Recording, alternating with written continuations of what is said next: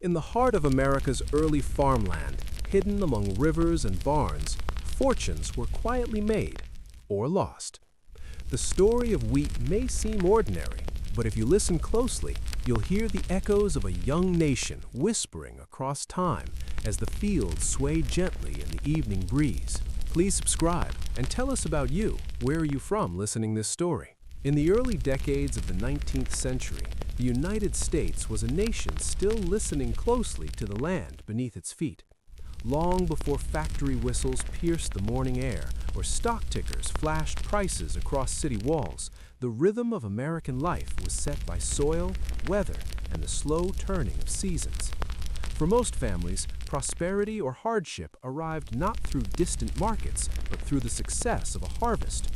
Wheat fields, rolling and pale under the sun, became both a physical presence and a quiet symbol of the young nation's backbone. Across New England, the Mid-Atlantic, and the expanding Midwest, agriculture was more than an occupation. It was an identity. Communities measured time by planting and reaping, not by clocks. A good year meant full barns, secure families, and a sense of stability that stretched into the winter months. A bad year brought anxiety that lingered like a shadow, reminding everyone how closely their fate was tied to the land. Wheat, in particular, held a special place. It was a staple food, a trade good, and a marker of regional pride. To grow wheat was to participate in a shared national endeavor, one that linked isolated farms to distant towns and ports. Most Americans lived close to the earth. Census records from the period revealed that a majority of the population resided in rural areas, often miles from the nearest town. Houses were built with practicality in mind, facing fields rather than streets. Children learned early how to read the sky, how to feel the soil for moisture, and how to recognize the subtle signs of an approaching frost. These skills were passed down quietly, generation to generation, reinforcing the idea that farming was not merely work, but a way of understanding the world. Wheat fields themselves shaped the landscape and the imagination. In spring, tender green shoots promised renewal. By summer, tall golden stalks swayed in waves, giving the impression of endless abundance. Travelers wrote of journeys through regions where wheat seemed to stretch forever, broken only by fences, barns, and the occasional farmhouse. These fields were both beautiful and demanding. They required patience, planning, and faith. Faith that the weather would cooperate, that pests would stay away, and that markets would reward the labor invested. The early 19th century was also a time of quiet transition. While most farmers still practiced traditional methods, subtle changes were underway. Improved plows, better seed selection, and expanding transportation networks slowly altered how agriculture functioned. Canals like the Erie Canal shortened distances between farms and cities, allowing wheat grown inland to reach eastern markets more efficiently. This shift began to change how farmers thought about their crops. Wheat was no longer just for local consumption. It was becoming a commodity that could travel, be sold, and generate income beyond immediate needs. Despite these changes, farming remained deeply personal. Each plot of land carried its own history, marked by years of effort and memory. Families spoke of fields as if they were members of the household, each with distinct personalities and challenges. A farmer knew which section drained poorly after rain, which patch yielded the best grain, and which corner needed rest. This intimate knowledge fostered a sense of stewardship. The land was not something to exploit recklessly, it was something to be preserved for future generations. Seasonal labor reinforced community bonds. Harvest time brought neighbors together in shared effort. Men and women worked side by side, cutting, binding, and storing wheat before weather could turn against them. Meals were shared, stories exchanged, and unspoken debts repaid through cooperation. These gatherings strengthened rural networks and created a social fabric rooted in mutual dependence. In such moments, agriculture revealed its role not only as an economic system, but as a foundation for social life. Yet beneath this steady surface, uncertainty always lingered. Weather patterns could shift suddenly. A late frost, a summer drought, or a violent storm could undo months of labor. International events also cast long shadows. European conflicts affected demand for American grain, sometimes raising prices, sometimes causing sudden drops. Though distant, these forces reminded farmers that their livelihoods were connected to a broader world, even if that connection was not yet fully understood. As towns grew and cities expanded, the relationship between rural producers and urban consumers deepened. Bakers, millers, and merchants depended on a reliable flow of wheat. In return, farmers relied on access to markets where their grain could be exchanged for tools, clothing, and household goods. This exchange created a fragile balance. When markets functioned smoothly, prosperity seemed within reach. When they faltered, tension spread quickly, often hitting farmers first and hardest. The idea of progress was present but cautious. Many Americans believed in improvement, better yields, better land use, better living standards, but they also feared losing the moral clarity associated with farming. Agricultural life was often idealized as honest and virtuous, standing in contrast to the perceived corruption of city life and speculative trade. This belief would later shape debates about markets, money, and risk as wheat moved from field to ledger. For young men, the promise of land drew them westward. The early 19th century was an era of expansion, with fertile territories opening beyond the Appalachian Mountains. Wheat was one of the first crops planted on newly claimed land, symbolizing both hope and ambition. To break the soil and sow wheat was to declare permanence, to stake a future in an uncertain frontier. These new farms extended the nation's agricultural backbone, stretching it across rivers, plains, and prairies. Women played a central yet often overlooked role in this agricultural world. They managed households, preserved food, assisted in planting and harvest, and kept family economies running. Their labor ensured that wheat grown in the fields translated into bread on the table and stability within the home. Through careful management and resilience, they helped absorb the shocks of poor harvests and economic fluctuation. Children, too, were shaped by this environment. Their education often revolved around the farm calendar, with school attendance adjusted to planting and harvest seasons. From an early age, they learned responsibility and patience, absorbing lessons that emphasized continuity rather than quick reward. These values became part of the national character, reinforcing the idea that progress was earned through steady effort rather than sudden gain. As the decades passed, subtle changes in mindset began to emerge. Conversations at market stalls and country stores increasingly included talk of prices, demand, and timing. Farmers started to think not only about how much wheat they could grow, but when and where it should be sold. This shift marked the beginning of a new relationship between agriculture and economics, one that would eventually reshape the nation.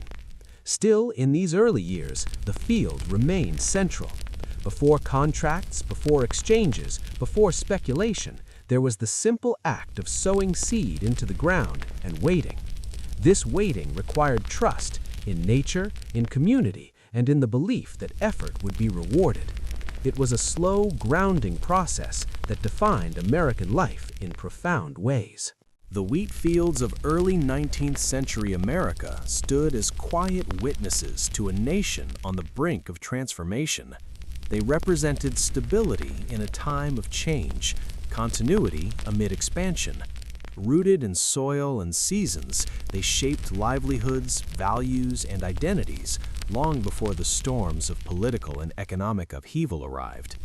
In their whispering stalks could be heard both the promise of abundance and the first hints of a more complex future, one in which agriculture would remain vital, even as it became entangled with markets far beyond the horizon. In the early 19th century, wheat began a quiet transformation in the American imagination. What had long been valued primarily as nourishment, bread on the table, flour in the pantry, slowly acquired another meaning. It became a measure of worth, a unit of exchange, and eventually a symbol of opportunity. This change did not happen overnight, nor did it arrive with loud announcements.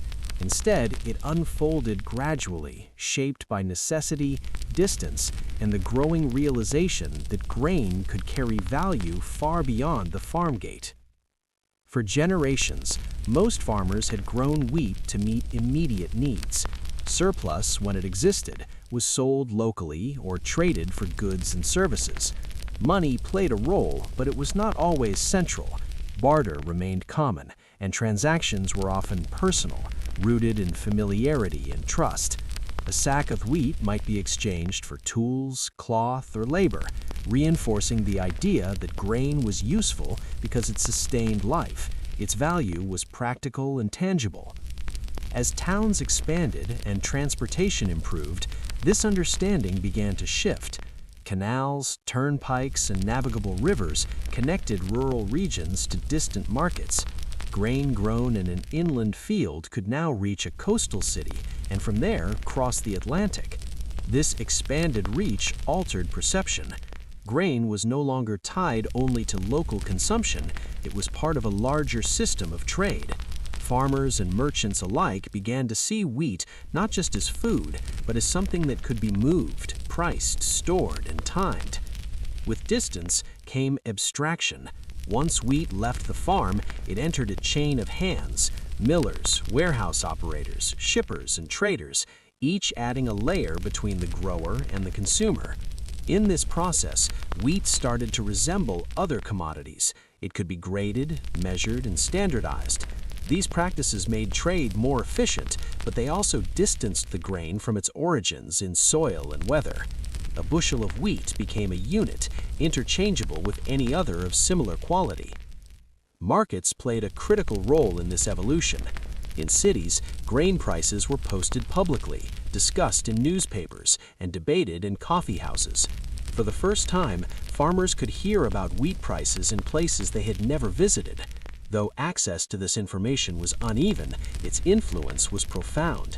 Decisions about planting, storage, and sale increasingly took market conditions into account.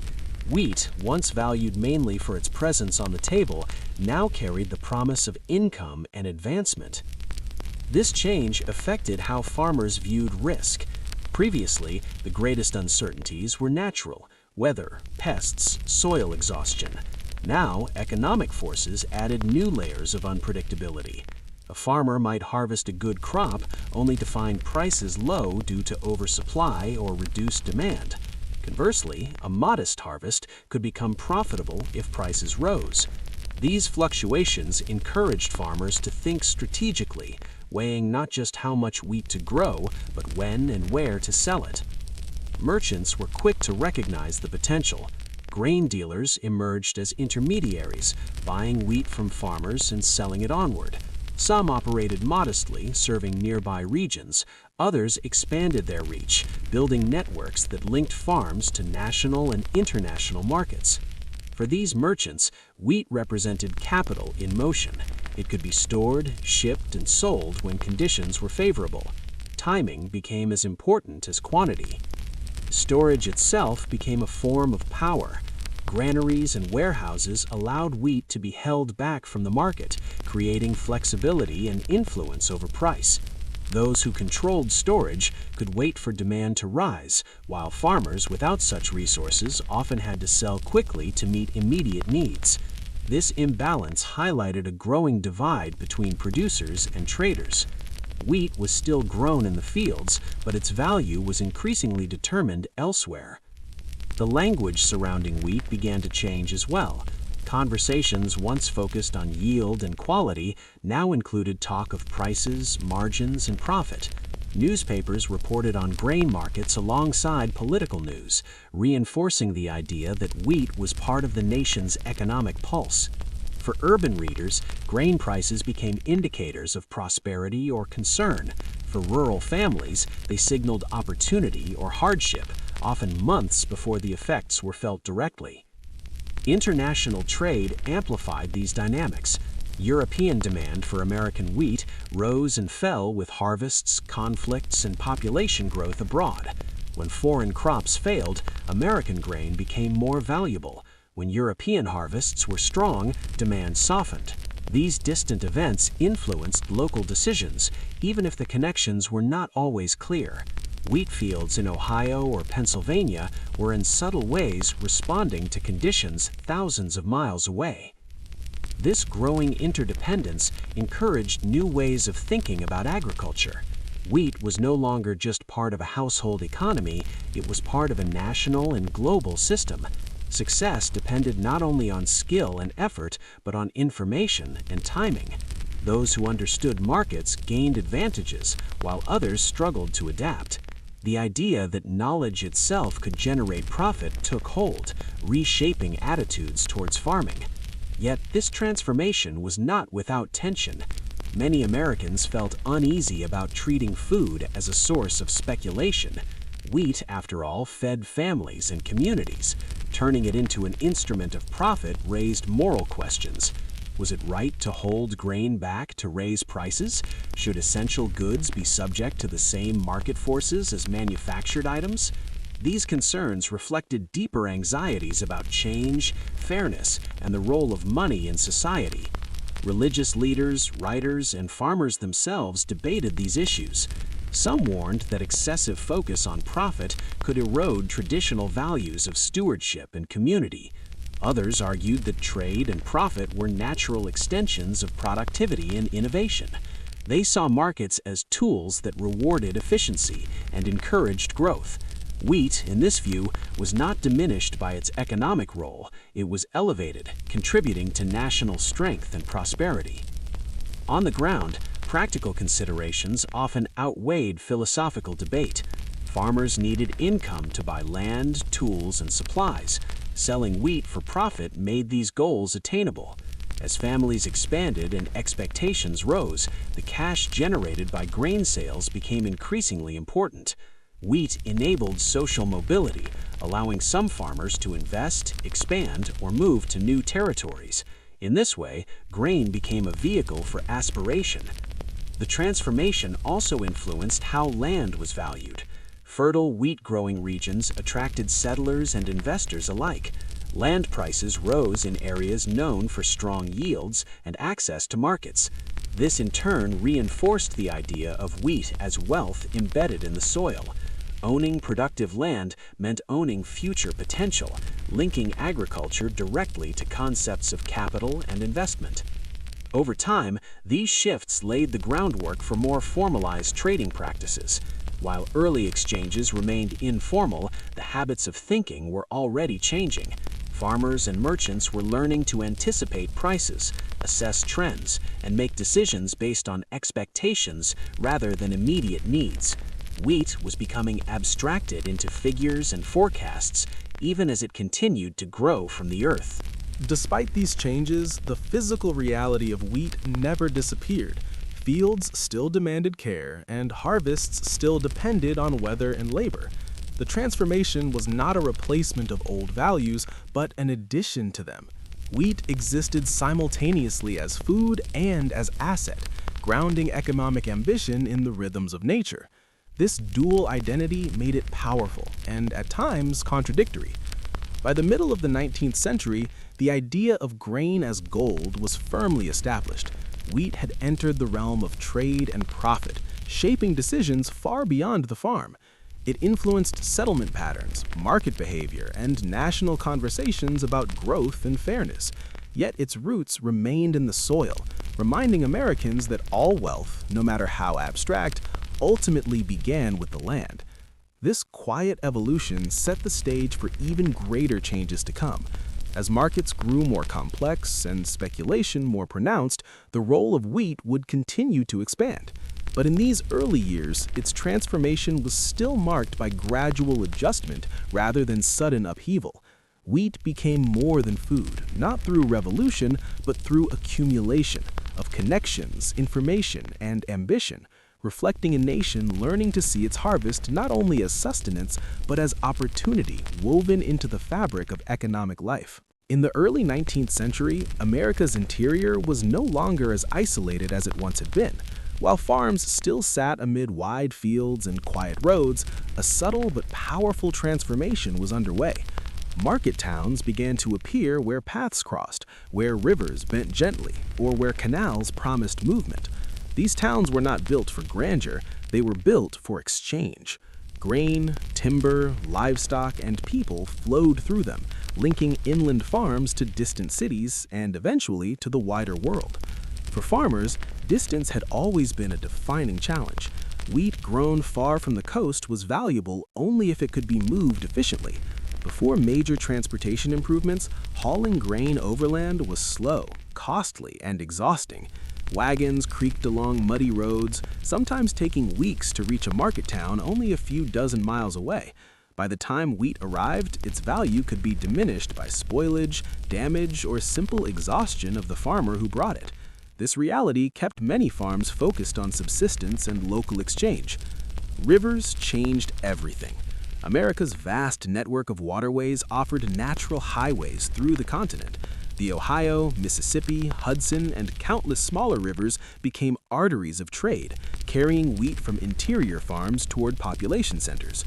River ports emerged almost organically, places where boats could dock, cargo could be transferred, and merchants could gather.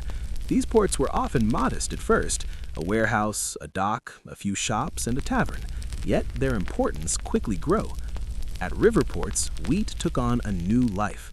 Grain was weighed, inspected, and packed for shipment downstream. Farmers who arrived with wagon loads of wheat encountered merchants who spoke the language of prices and demand.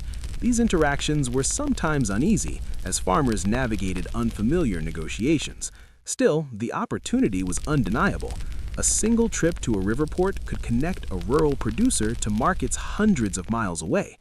Canals extended this connectivity even further.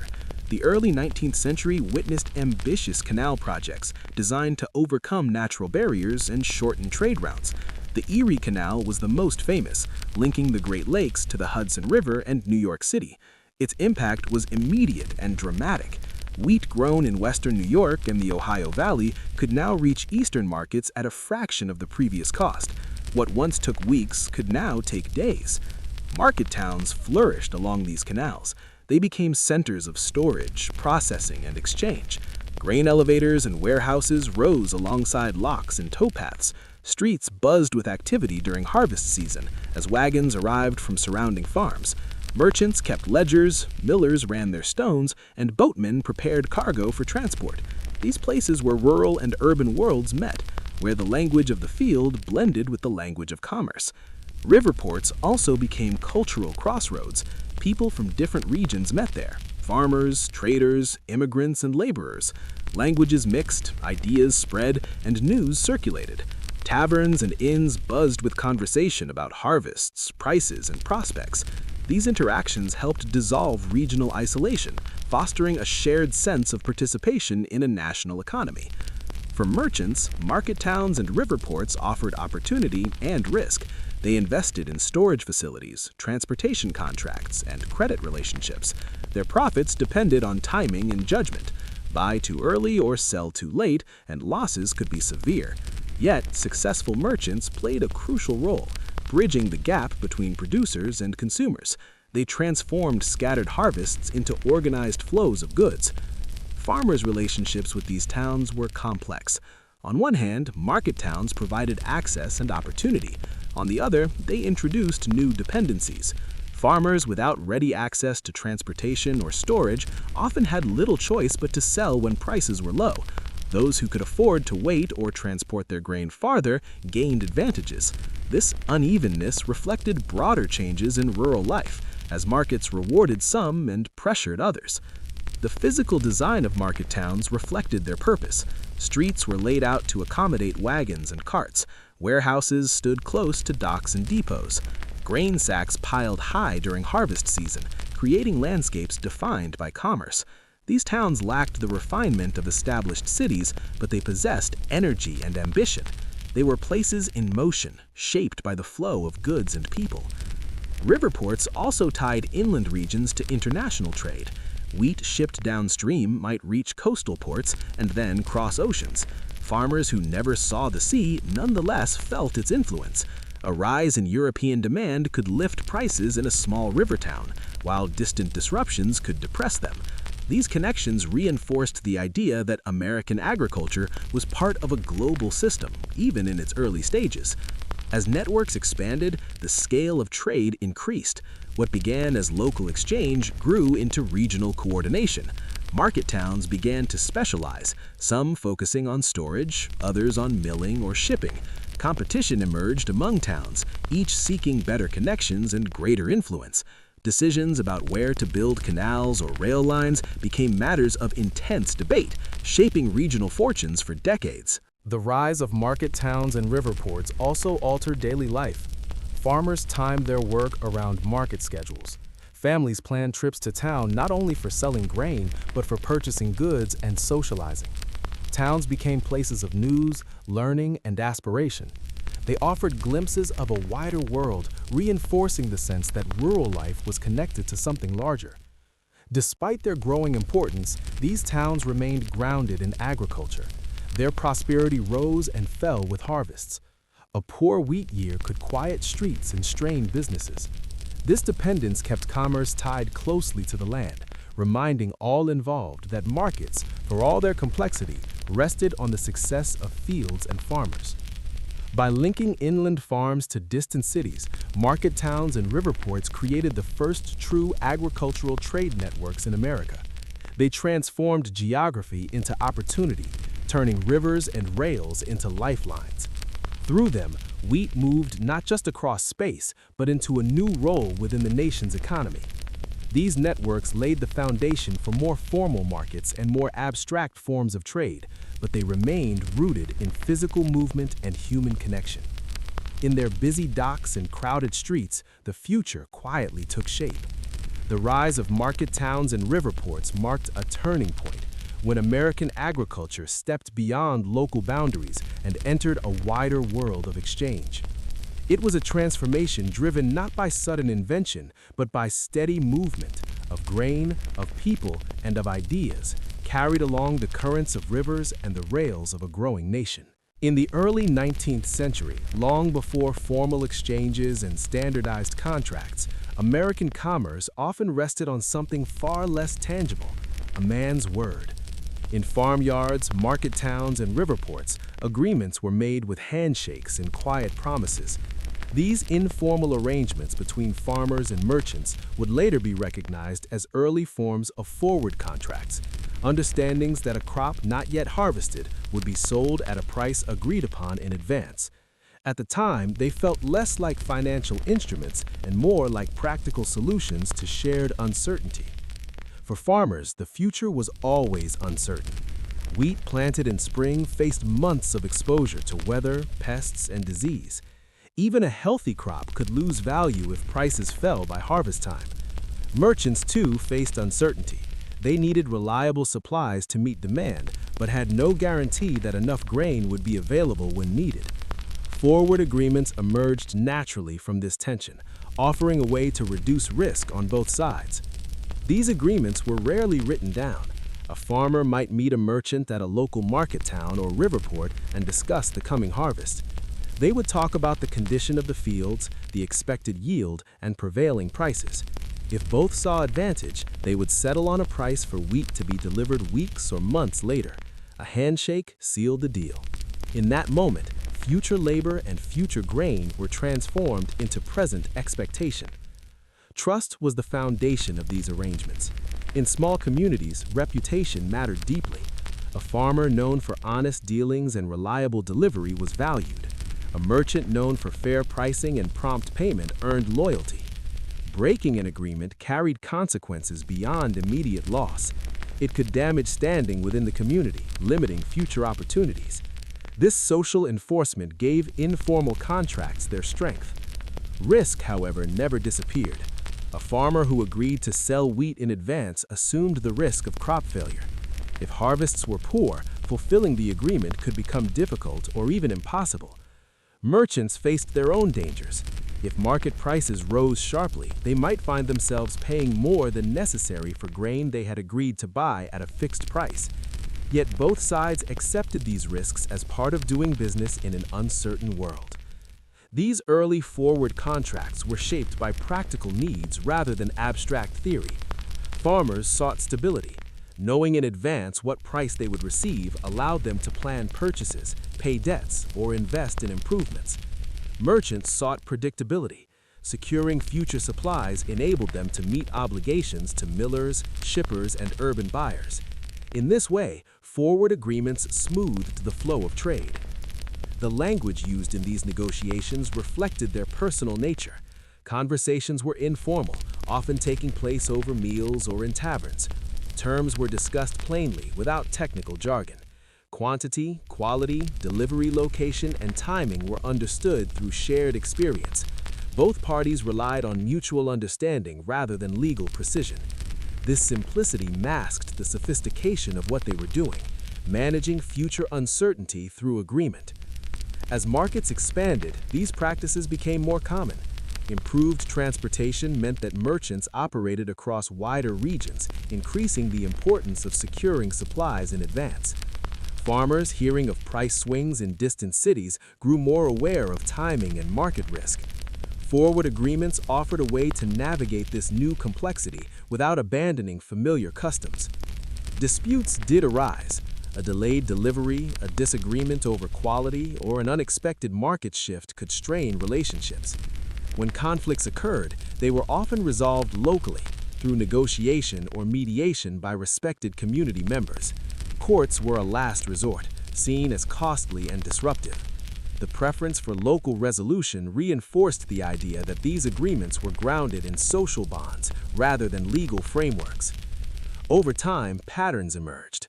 Certain seasons favored advance agreements, especially when prices seemed favorable or when merchants anticipated strong demand. Some farmers became more adept at negotiating terms, using knowledge of past prices and current conditions. Merchants, in turn, refined their judgment, learning when to commit and when to wait. Experience became a form of expertise, passed along through observation and conversation. These arrangements also revealed inequalities. Larger farmers with more land and resources could afford to commit portions of their crop in advance while retaining flexibility. Smaller farmers, often burdened by debt, sometimes felt pressured to accept less favorable terms to secure immediate stability.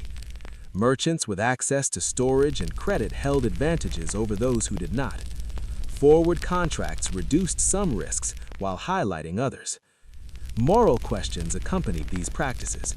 Some critics worried that selling crops not yet harvested encouraged speculation and undermined traditional values. They argued that agriculture should be guided by stewardship rather than profit calculations. Others defended forward agreements as sensible planning, no different than preparing for winter or setting aside seed for the next season. These debates reflected broader tensions about change and tradition in American society. Despite concerns, the practice persisted and spread. It fit naturally within an economy still rooted in personal relationships. The absence of formal regulation allowed flexibility, but it also meant vulnerability. A failed harvest or a dishonest partner could unravel months of planning. Yet the continued use of forward agreements suggests that their benefits were widely recognized. As communities grew and markets became more complex, the limitations of informal agreements became apparent. Disputes grew harder to resolve as partners lived farther apart. The volume of trade increased, making personal oversight more difficult. These pressures gradually encouraged more standardized practices. Still, the essence of forward contracts, the commitment to future exchange, remained unchanged. Looking back, these handshakes and promises represent an important stage in the evolution of American markets. They show how economic innovation often emerges from everyday problem-solving rather than deliberate design. Farmers and merchants did not set out to invent futures trading. They sought ways to manage uncertainty using the tools available to them: trust, reputation, and shared interest. These early agreements also highlight the human dimension of economic systems. Behind every contract were individuals weighing risk, hope, and necessity. Decisions were influenced by weather forecasts, family needs, and community standing as much as by prices. This blend of personal and economic factors gave early forward contracts their character. In time, Formal exchanges and written contracts would replace many of these informal practices. Standardization brought efficiency and scale, but it also introduced distance between participants. The handshake gave way to the signature, and reputation became mediated by institutions. Yet the roots of these systems can be traced back to those early moments of agreement, when two people stood together and committed to a shared future. The birth of forward contracts through handshakes and promises illustrates how American agriculture adapted to change while remaining grounded in human connection. These agreements bridged present effort and future reward, offering stability in an unpredictable world. They marked a quiet but significant step toward modern markets, built not on abstraction alone, but on trust earned over time. In the early 19th century, wheat prices moved not by flashing numbers on a board, but by forces that were often invisible, unevenly understood, and deeply human. Long before formal exchanges and standardized trading, prices rose and fell in response to weather patterns, distant wars, and rumors that traveled faster than wagons but slower than certainty. Farmers and merchants lived within this uncertainty, learning to read signs that were as much social and political as they were agricultural. Weather was the most immediate and familiar influence. Every growing season carried its own risks, and no 2 years were the same. A mild spring could encourage optimism, while a late frost could undo weeks of progress overnight. Droughts hardened soil and shortened stocks, while excessive rain invited disease and rot. Because wheat production depended so directly on nature, even small shifts in weather could ripple outward, affecting supply and eventually price. These effects were not confined to one farm or region. A dry summer in the Ohio Valley or heavy rains in Pennsylvania could reduce overall output, tightening supply across multiple markets. Farmers might sense trouble early, watching their fields with growing concern. Merchants, relying on reports from multiple areas, tried to piece together a broader picture. In the absence of reliable statistics, perception often mattered as much as reality. Fear of a poor harvest could push prices upward even before losses were fully realized. Harvest outcomes were known unevenly and imperfectly. Information traveled slowly, carried by letters, travelers, and newspapers. By the time news of a failed crop reached a market town, local prices might already have shifted based on rumor. This lag created opportunities and risks. Those with early or accurate information could benefit, while others found themselves reacting too late. European demand added another layer of complexity. Across the Atlantic, population growth, urbanization, and periodic crop failures created a steady appetite for imported grain. When European harvests were poor, American wheat became especially valuable. Demand surged, lifting prices even in inland markets. Conversely, strong European harvests reduced the need for imports, dampening prices at home. These shifts often occurred with little warning for American farmers, who learned of foreign conditions indirectly, if at all. War in Europe magnified these effects. Wartime disrupted agriculture, displaced populations, and interfered with trade routes. During wartime, demand for food supplies often increased, particularly for armies and cities under strain. American wheat could command higher prices, but war also brought risks. Naval blockades, trade restrictions, and shifting alliances made overseas trade unpredictable. A shipment promised at a favorable price might never reach its destination. The influence of war extended beyond immediate demand.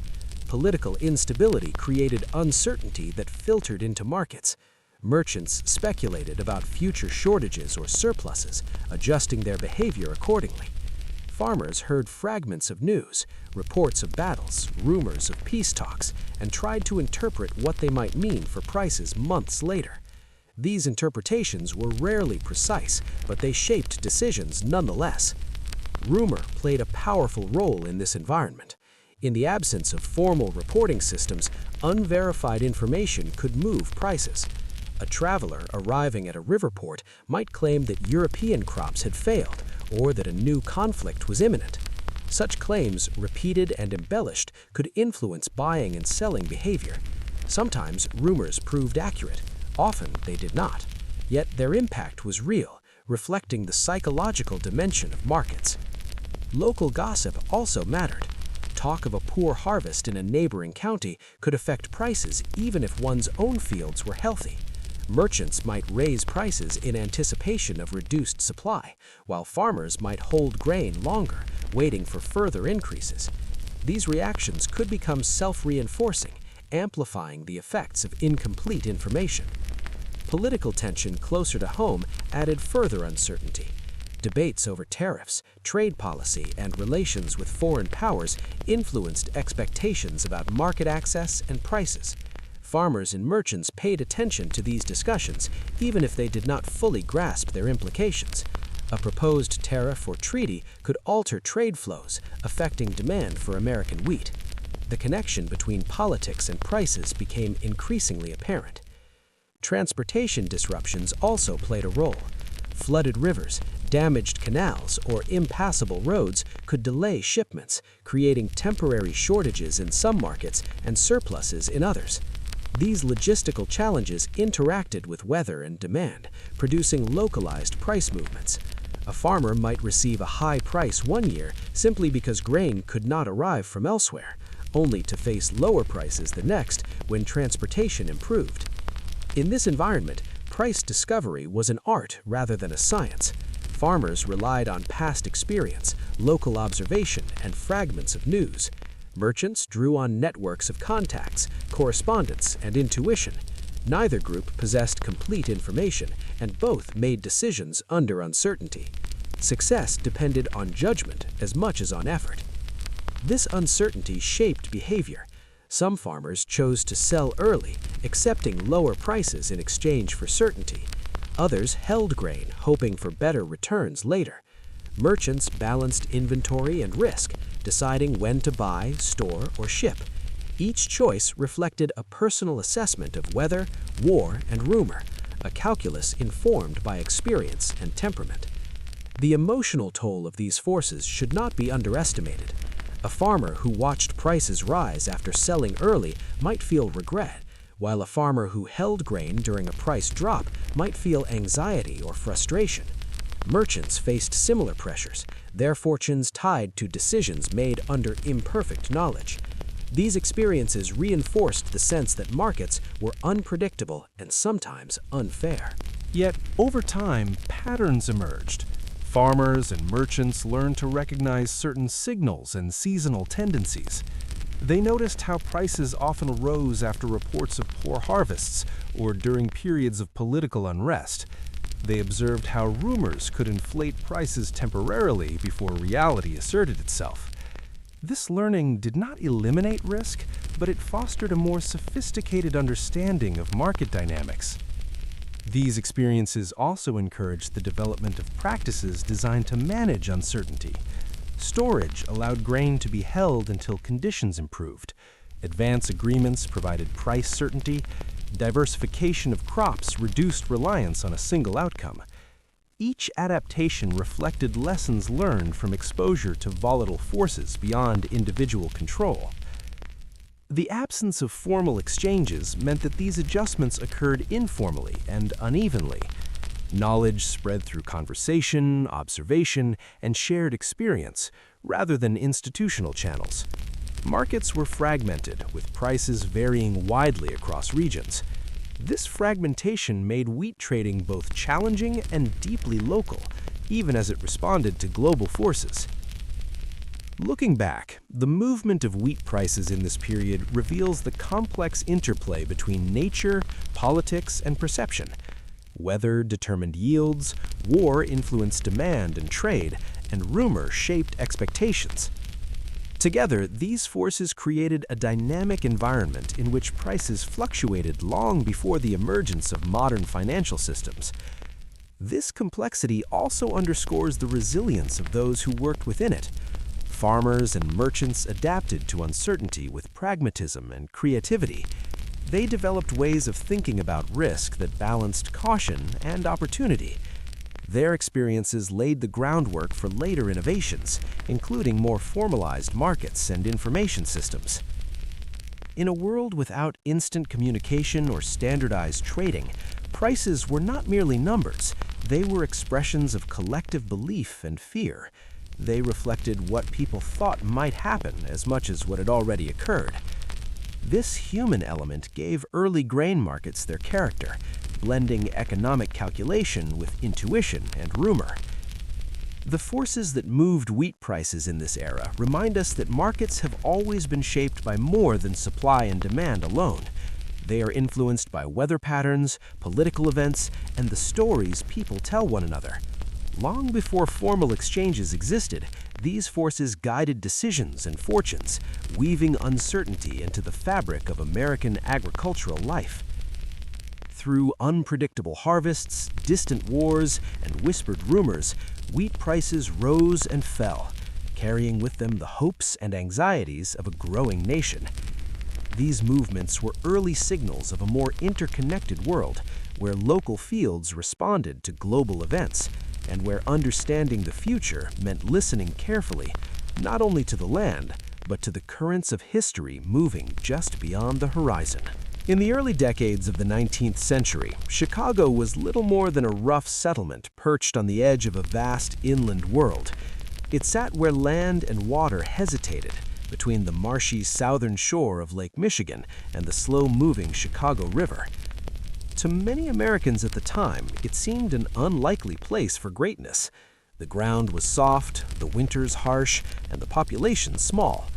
Yet this frontier outpost possessed a quiet advantage that would shape its destiny and, in time, transform the way America traded its grain. Geography was Chicago's first and greatest asset. The city occupied a natural gateway between two immense systems, the Great Lakes to the east and the Mississippi River Basin to the west. Though separated by only a short stretch of land, these waterways connected regions that otherwise seemed worlds apart. Wheat grown on Midwestern farms could travel east through the lakes to Atlantic markets, or south through rivers toward the Gulf of Mexico. Chicago stood at the narrow hinge between these routes, a place where grain could change direction and value. In its earliest days, Chicago's economy was modest and practical. Fur trading dominated, serving as a link between Native American communities, frontier traders, and Eastern buyers. But as American settlement pushed westward and agriculture expanded across the fertile plains, wheat began to replace pelts as the region's defining product. Farmers in Illinois, Indiana, Wisconsin, and beyond discovered that Chicago offered access to markets they could not reach alone. The transformation was gradual.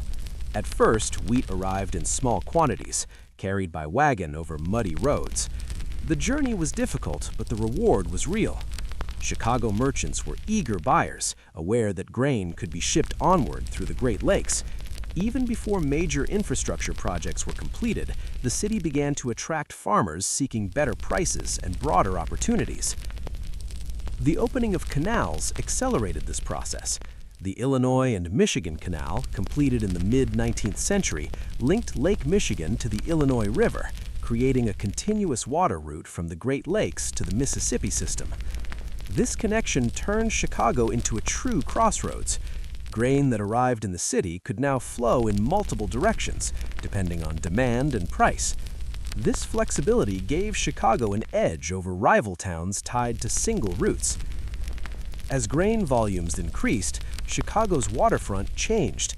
Warehouses rose along the river, their wooden frames stacked high with sacks of wheat. Docks grew crowded with boats unloading and loading cargo. The city buzzed during harvest season as farmers, traders, and laborers converged.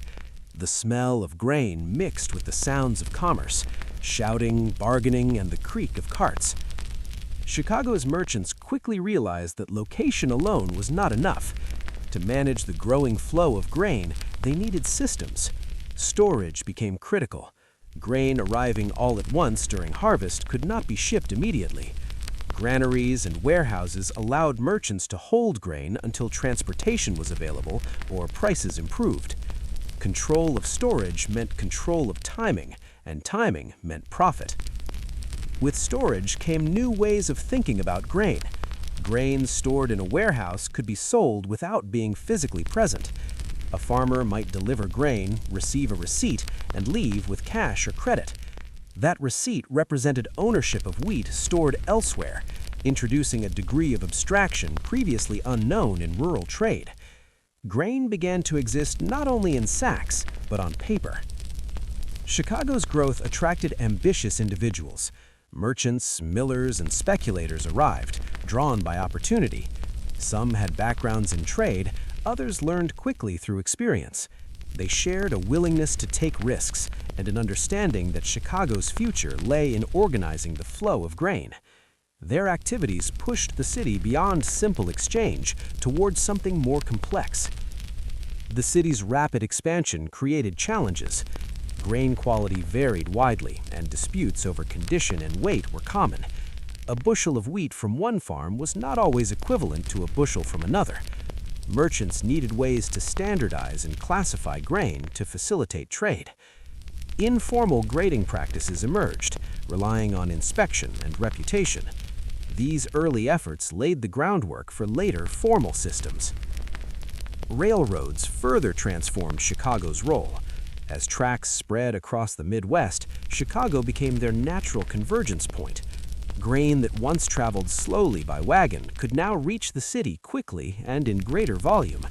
Railroads extended Chicago's reach deep into the interior, binding distant farms to its markets.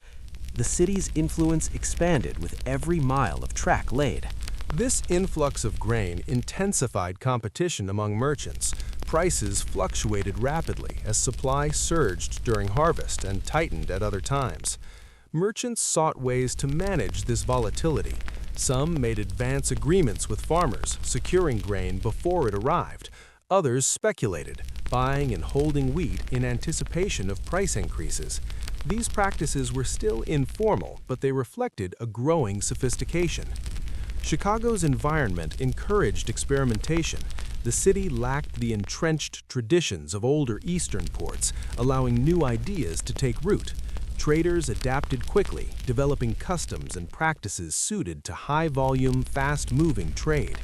Information flowed through the city, news of harvests, transportation conditions, and distant demand, shaping decisions daily. The social fabric of Chicago reflected its commercial energy. Taverns and boarding houses served as meeting places where deals were discussed and rumors exchanged. Trust remained important, but relationships extended beyond close-knit communities. Reputation still mattered, yet it was increasingly mediated by networks rather than personal familiarity. This shift marked a step toward impersonal markets. Speculation, though controversial, became part of Chicago's identity. Critics worried that trading grain for profit without handling it directly encouraged excess and instability. Supporters argued that speculation provided liquidity and helped balance supply and demand. In Chicago, these debates were not abstract. They played out daily as prices rose and fell and fortunes were made or lost. The city's influence extended beyond economics. Chicago began to shape regional culture and aspiration. Farmers spoke of going to Chicago as a milestone, a journey that connected them to the wider world. The city symbolized possibility, access to markets, information, and opportunity. It represented a break from isolation and a step into modern commerce. Despite its growth, Chicago remained vulnerable. Fires, floods, and economic downturns threatened its progress. Infrastructure strained under rapid expansion. Yet each challenge reinforced the city's resilience. Rebuilding and adaptation became part of its character, mirroring the risks inherent in the markets it served. By the time formal exchanges began to take shape, Chicago was already functioning as a hub of commodity trade. The habits, relationships, and practices that defined later markets had roots in these earlier years. Geography had given the city opportunity, but human initiative turned that opportunity into reality. Chicago's rise illustrates how place and purpose can align to create lasting influence. Its location allowed it to gather grain from a vast interior and distribute it outward. Its people learned to trade, to manage risk, and to think beyond immediate exchange. In doing so, they transformed wheat from a regional product into a national commodity. Before boards and formal rules, Chicago learned through experience. Each shipment, each negotiation, and each risk taken added to a collective understanding of how markets could function. The city became a living laboratory, testing ideas that would later define American commodity trading. In this frontier city, the heart of American grain commerce began to beat. Wheat flowed through Chicago in ever greater volumes, carrying with it the hopes of farmers and the ambitions of traders. Long before the establishment of formal exchanges, Chicago had already claimed its place as a center of trade, shaped by geography and driven by a willingness to embrace uncertainty. The story of Chicago before the board is one of transformation grounded in place. It shows how a city at the edge of wilderness became central to a nation's economy, not through design alone, but through adaptation to the forces of land, water, and human ambition. In learning to trade, Chicago helped redefine how America understood its harvest and how it imagined its future. In the early 19th century, as American agriculture became increasingly tied to distant markets, a quiet unease spread through farming communities and growing towns alike. Wheat no longer moved only from field to mill, from mill to table. It also moved through agreements, receipts, and promises, paper representations of grain that might still be standing in the field. With this shift came new figures in the rural economy, speculators and merchants whose profits came not from planting or harvesting, but from anticipating price movements. Their presence raised uncomfortable questions about value, work, and morality.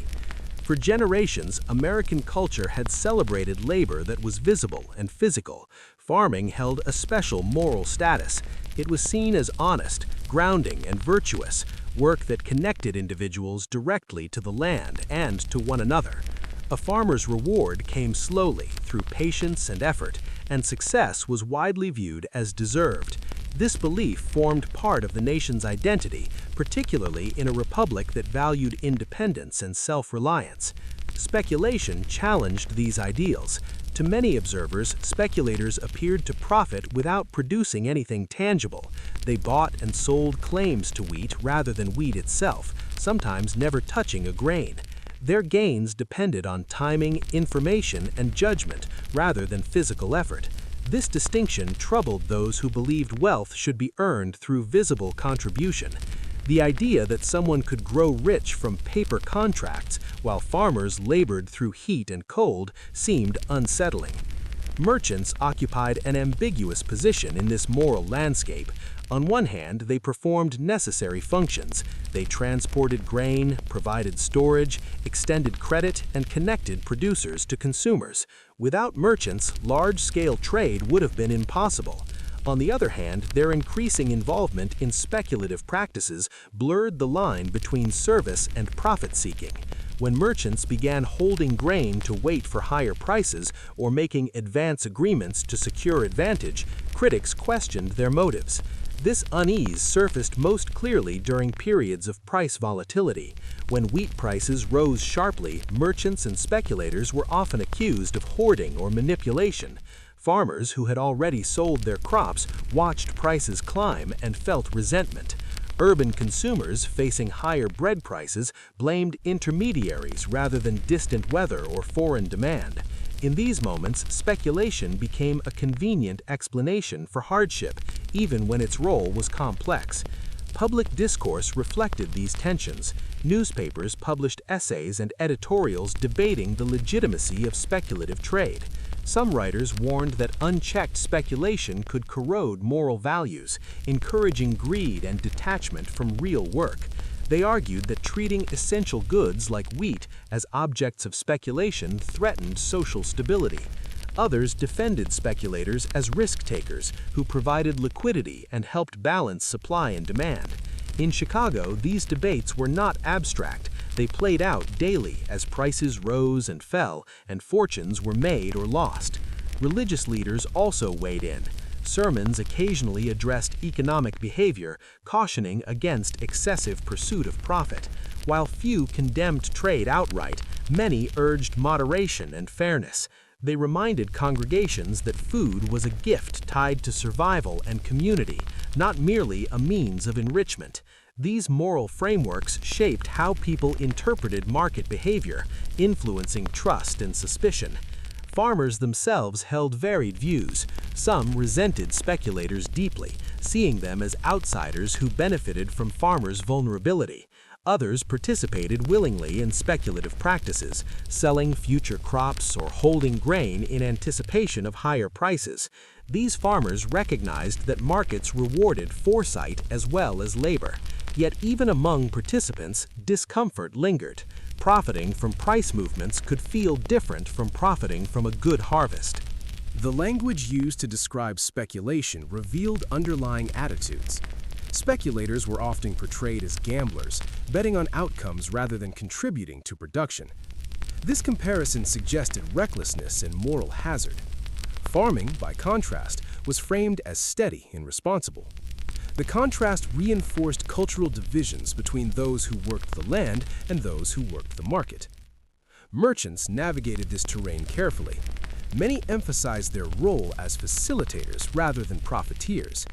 They highlighted the risks they assumed, price drops, spoilage, transportation failures, to justify their returns. Reputation mattered.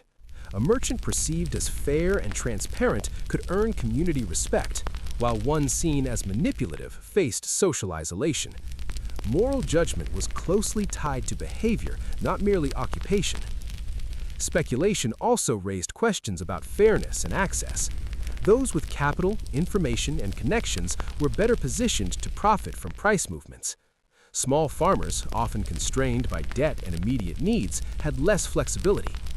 This imbalance fueled concerns that markets favored the few at the expense of the many. The uneven distribution of opportunity challenged ideals of equality and independence. These concerns intersected with broader anxieties about change. America was transforming rapidly, shifting from a predominantly agrarian society toward greater commercial complexity. New forms of wealth emerged, less tied to land and more to networks and knowledge. Speculation became a symbol of this transition, embodying both opportunity and disruption. Resistance to speculation was, in part, resistance to a changing social order. Despite criticism, speculative practices persisted because they addressed real economic needs. Markets required mechanisms to manage uncertainty. Anticipating future supply and demand helped coordinate production and distribution. Speculators absorbed risks that others preferred to avoid. Their activities, while controversial, contributed to the functioning of an increasingly interconnected economy. The moral debate often intensified during crises. Sharp price swings or shortages brought hardship, prompting calls for restraint or regulation. Accusations of profiteering resurfaced, and trust eroded. In calmer times, criticism softened, replaced by pragmatic acceptance. This cycle reflected the conditional tolerance of speculation, accepted when it seemed to serve the common good, condemned when it appeared to exploit distress. Legal systems of the time struggled to define acceptable boundaries. Informal markets left much to personal judgment. Without clear rules, moral norms filled the gap. Community standards influenced behavior, shaping what was considered honorable or shameful. This reliance on social regulation worked unevenly, especially as markets expanded beyond local oversight. Over time, familiarity softened resistance. As more people engaged with markets, speculative thinking became less alien. Farmers discussed prices and timing with increasing sophistication. Merchants refined practices that balanced profit with stability. While moral doubts never disappeared, they adapted to new realities. Speculation became one activity among many, no longer entirely outside the moral order. The debate left lasting marks on American economic culture. It reinforced the idea that markets are not value-neutral spaces, but arenas shaped by beliefs about fairness and responsibility. It highlighted tensions between innovation and tradition, between abstract exchange and tangible labor. These themes would recur as markets grew more formal and complex. Looking back, the unease surrounding speculation reveals a society grappling with change. The clash between paper profits and physical labor was not merely economic, it was cultural. It reflected questions about what kind of nation America wanted to be and how wealth should be created and distributed. Speculators and merchants stood at the center of this debate, embodying both promise and suspicion. The moral doubt did not halt progress, but it shaped its course. It encouraged scrutiny, debate, and eventually calls for clearer rules. It reminded participants that economic systems operate within social contexts, influenced by shared values and expectations. Even as markets evolved, the question lingered: how should profit relate to work, and where should limits be drawn? In the early American grain trade, these questions were never fully resolved. They were negotiated daily in market towns, farmhouses, and newspaper columns. Through these negotiations, Americans learned to live with contradiction, to embrace opportunity while questioning its costs. The story of speculators, merchants, and moral doubt captures this learning process, revealing how a nation balanced ambition with conscience as it moved toward a more complex economic future. In the early 19th century, American farmers stood at a crossroads. Their lives were anchored in the rhythms of planting and harvest, yet the growing complexity of markets and trade presented new possibilities and new dangers. Wheat, once a simple measure of sustenance, had become a commodity with value determined far beyond the field. The introduction of forward agreements, speculative trade, and distant markets meant that farmers were no longer just producers. They were participants in a system that could reward foresight as much as labor and punish miscalculation with equal force. For small farmers, the promise of selling future harvests offered a tantalizing opportunity. Many were constrained by limited land, capital, or local demand. Traditional markets often paid only enough to meet immediate needs, leaving little for investment or expansion. Forward agreements allowed these farmers to secure a known price before harvest, offering a degree of financial certainty that could be transformative. With such arrangements, they could plan purchases of seed, tools, or livestock, and even meet obligations to creditors without the constant worry of fluctuating prices. Yet, this opportunity was inextricable from risk. Agreeing to sell wheat months before harvest meant committing to a future that was inherently uncertain. Weather could turn unexpectedly, from spring frost to summer drought, and destroy yields. Pests, disease, or soil exhaustion could further reduce output. If a crop failed or underperformed, a farmer who had promised wheat at a set price faced difficult choices: sell what little remained at a loss, negotiate new terms under pressure, or default and risk community condemnation or legal consequences. For small farmers, these stakes were high, and misjudgments could have lasting consequences for family survival. Larger farmers faced a different set of circumstances. With more land and resources, they could diversify risk, allocating some acreage to forward contracts while keeping other plots flexible for market timing. They could store grain in private or rented warehouses, giving them leverage over timing and price. Capital allowed them to invest in improvements, hire labor, and transport wheat efficiently to market. In effect, they could use the same tools that small farmers relied on, but with a buffer that reduced vulnerability. Yet, even for them, speculation required careful judgment, as errors could quickly compound across larger quantities of grain. The psychology of these decisions was complex. Farmers needed to weigh immediate security against potential gain. Selling a future harvest at a modest price guaranteed stability, but foreclosed the possibility of higher returns. Holding grain or negotiating flexible contracts offered the hope of profit, but exposed them to forces they could not control: weather, demand fluctuations, and the actions of distant merchants or speculators. These were not abstract calculations, they were daily concerns that shaped the life of the farm and the well-being of families. Information played a critical role. Farmers with access to news about market conditions, European demand, or regional harvests gained an advantage. Letters from distant relatives, newspaper reports, and word of mouth from traveling merchants or neighbors were all sources of insight. Yet information was uneven and often contradictory. Rumors could inflate expectations prematurely, while delayed news could leave farmers unprepared for sudden price swings.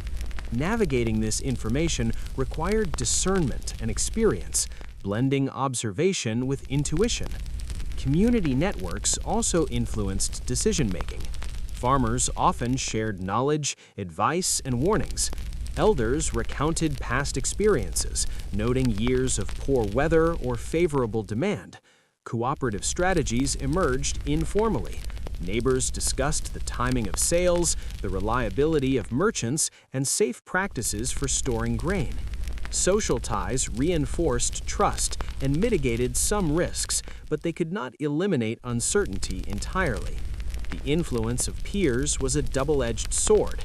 Guidance could protect, but shared misjudgments could amplify losses. Debt added another layer of complexity. Many farmers relied on credit to finance seed, equipment, and household needs. Forward contracts could be used strategically to ensure repayment, allowing farmers to secure funds before harvest. Yet this approach also heightened stakes. Failure to deliver on promises could compromise financial stability, strain relationships with creditors, and jeopardize future access to capital. Risk management was as much about relationships and reputation as it was about crop yields. Seasonality dictated timing and strategy. The planting, growing, and harvesting calendar imposed natural rhythms, but markets introduced new temporal pressures. Decisions had to consider not only the immediate season, but potential conditions months in advance. Farmers learned to anticipate patterns, when European demand might peak, when canals or rivers would be navigable, or when local market towns would be flush with grain. This forward-looking perspective represented a departure from purely agrarian time, blending traditional experience with emergent market awareness. Technology and infrastructure influenced risk and opportunity as well. Improvements in plows, seed varieties, and milling increased productivity, enabling farmers to generate surpluses that could be leveraged in contracts or storage. Transportation infrastructure, canals, railroads, and improved roads expanded market access, allowing farmers to reach distant buyers and reduce reliance on local conditions. Yet these same improvements introduced exposure to broader market forces, including price volatility and speculative behavior. Moral considerations intertwined with economic choices. Some farmers viewed forward contracts and speculative sale as practical tools. Others worried that selling before harvest amounted to gambling with essential sustenance. Religious and cultural beliefs emphasized stewardship, patience, and honest labor. Negotiating between profit-seeking and moral comfort required careful navigation, often resolved through community norms or personal conscience. Family dynamics shaped decisions further. Household labor was tied closely to planting and harvest schedules, with men, women, and children all contributing. Forward agreements affected workloads and timing. Commitments to deliver grain meant that certain tasks could not be deferred. The family's well-being was intertwined with market choices, amplifying the emotional stakes of every decision. Success brought security and pride. Failure brought hardship and stress. Regional differences affected strategy. Farmers in frontier areas faced challenges of distance, infrastructure, and market access. Their counterparts in established agricultural regions had more predictable conditions and more robust networks. These disparities influenced contract terms, storage practices, and market timing. Adaptability was key.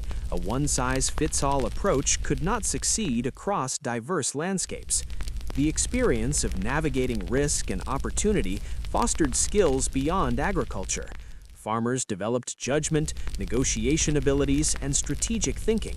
They learned to assess probabilistic outcomes, balance multiple factors, and make decisions under uncertainty.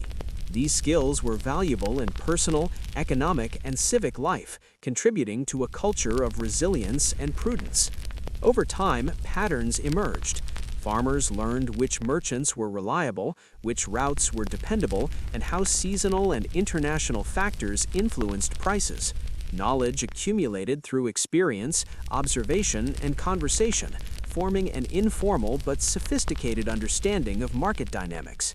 The interplay of risk and opportunity became a central theme of rural life, shaping both individual and community behavior.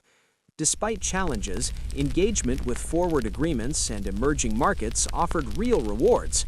Farmers who successfully navigated these systems could stabilize income, expand operations, and invest in the future. Their actions strengthened connections between rural production and broader economic networks, helping to integrate American agriculture into a national and eventually international system. Yet the edge of risk remained ever present. Weather could fail, markets could collapse, and unforeseen events could disrupt the best-laid plans. Even experienced farmers faced losses, reminding all participants of the delicate balance between opportunity and vulnerability. The lessons learned were hard-won, grounded in the realities of land, labor, and uncertainty. The story of farmers at the edge of risk and opportunity illustrates the dynamic intersection of agriculture and emerging markets. Small and large farmers alike navigated uncertainty with a combination of prudence, insight, and courage. They learned to manage both tangible risks in the field and intangible risks in the marketplace. In doing so, they helped shape a culture that valued foresight, adaptability, and resilience, qualities that would continue to define American agricultural life in the decades to come. Through forward agreements, market engagement, and strategic decision-making, farmers experienced the dual nature of possibility, reward and peril intertwined. They occupied a frontier not only of geography, but of economic understanding, learning to measure labor, luck, and judgment against forces often beyond their control. In their choices, the American farmer became both steward of the land and participant in a broader system of trade, balancing the edge of risk with the promise of opportunity. In the early 19th century, the expansion of American agriculture was inseparable from the rise of credit and debt. Wheat, once a crop sold primarily for immediate subsistence, had become a vehicle for profit, speculation, and long-term planning. For farmers, merchants, and traders alike, access to credit offered opportunity, but it also introduced vulnerability. Loans, promissory notes, and informal credit arrangements allowed rural Americans to participate in emerging markets, yet these same tools could magnify losses and expose families to hardship when conditions turned against them. Banks and financial institutions were still in their infancy, particularly in the interior regions where wheat production was growing. Small community banks, private lenders, and informal networks often supplied capital to farmers, either directly or through merchants. Access to credit allowed farmers to buy seed, tools, and equipment, expand acreage, or store grain until prices improved. Credit transformed the temporal nature of agriculture. Farmers no longer needed to wait for the immediate sale of their harvest to finance operations. The promise of future income, often secured on paper, became a tangible resource. For merchants, credit functioned as both lubricant and leverage. By extending loans to farmers or offering deferred payment arrangements, merchants ensured a steady supply of wheat while simultaneously establishing dependence. A farmer who owed a merchant for seed, tools, or cash advances was often bound to sell grain at terms favorable to the lender. While this system facilitated trade and connected rural production to wider markets, it also created asymmetries of power, where access to capital and the conditions attached to it dictated market participation. The interaction between credit and speculation introduced complexity and risk. Forward agreements, in which farmers promised future delivery of wheat at predetermined prices, relied heavily on available financing. A farmer might pledge a portion of the upcoming harvest to a merchant or banker, using the anticipated sale to secure funds needed immediately. If the harvest succeeded, the arrangement could bring profit and stability. If it failed, the farmer faced debt obligations that could not be easily met. In this sense, credit amplified both opportunity and peril, making financial literacy as critical as agricultural skill. Informal systems of trust underpinned much of rural credit. Farmers often borrowed from neighbors or local merchants with whom they had long-standing relationships. These arrangements were negotiated personally, with terms understood and enforced by reputation rather than formal contracts. Community oversight reinforced responsibility. A farmer who defaulted risked social ostracism as well as financial loss. Yet reliance on informal trust could only stretch so far. As markets expanded and transactions became more distant, the limitations of personal networks became apparent. The rise of formal banks began to fill this gap, offering structured lending and capital access, but with new challenges. Bank loans often carried interest and conditions that were unfamiliar or intimidating to rural borrowers. Documentation, collateral requirements, and the threat of foreclosure introduced a new layer of anxiety. Farmers learned that while banks could accelerate opportunity, they also imposed constraints that could magnify vulnerability. Debt became not just a financial tool, but a moral and psychological weight, shaping decision-making in daily life. The cyclical nature of agricultural production intensified these risks. Wheat planting, growth, and harvest followed seasonal rhythms, but markets operated on different timelines. Credit allowed farmers to smooth these mismatches, financing operations in anticipation of future income. However, delays, price drops, or crop failures could disrupt this delicate balance, leaving farmers indebted at the very moment they relied on liquidity. In essence, the system tied future hope to present obligations, creating a precarious equilibrium. Merchants and speculators also relied heavily on credit. Purchasing grain in advance or holding it for future sale required capital that often came from banks or private lenders. The ability to borrow enabled risk-taking and arbitrage, allowing traders to profit from anticipated market shifts. Yet, just as for farmers, reliance on borrowed capital introduced vulnerability. A sudden collapse in prices or transportation disruption could leave a trader overextended, indebted, and exposed. In this ecosystem, credit connected the fates of producers and intermediaries, binding risk and reward across multiple layers. Regional disparities influenced how credit affected farmers. Those near established towns or transportation hubs had better access to banks and financial intermediaries, as well as information about prices and demand. Frontier farmers faced greater challenges, relying on merchants or informal lenders whose terms might be less favorable. Geography, infrastructure, and social networks all shaped the conditions under which debt was assumed and managed, creating uneven exposure to market forces. Credit systems also intersected with the moral and cultural dimensions of agriculture. Borrowing was often framed as an act of prudence, a way to manage risk and seize opportunity. Yet excessive reliance on debt could be seen as reckless or morally dubious, a departure from the ideal of self-reliance and honest labor. Religious and community leaders frequently emphasized moderation, urging farmers to weigh obligation and ambition carefully. Financial success could enhance reputation, but failure carried social as well as economic consequences. Debt and credit amplified the influence of markets on rural life. The necessity to repay loans tied farmers more closely to price fluctuations and speculative activity. Decisions about planting, selling, and storing wheat were increasingly influenced by anticipated market conditions rather than purely by agronomic considerations. Credit converted future promise into present action, aligning the rhythms of farming with the pace of commerce, but also making farmers more sensitive to forces beyond their control. The experience of managing debt fostered financial skill and sophistication. Farmers learned to negotiate terms, assess risk, and plan strategically. They became adept at balancing multiple obligations, timing sales, and interpreting market signals. This expertise was critical not only for survival, but for leveraging opportunity.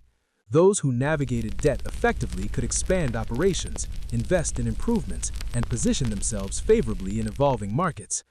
Yet the consequences of mismanagement could be severe. A failed crop or sudden market downturn could leave farmers unable to meet obligations, triggering foreclosure, loss of land, or financial ruin. Even temporary shortfalls could strain family resources, disrupting household life and future plans.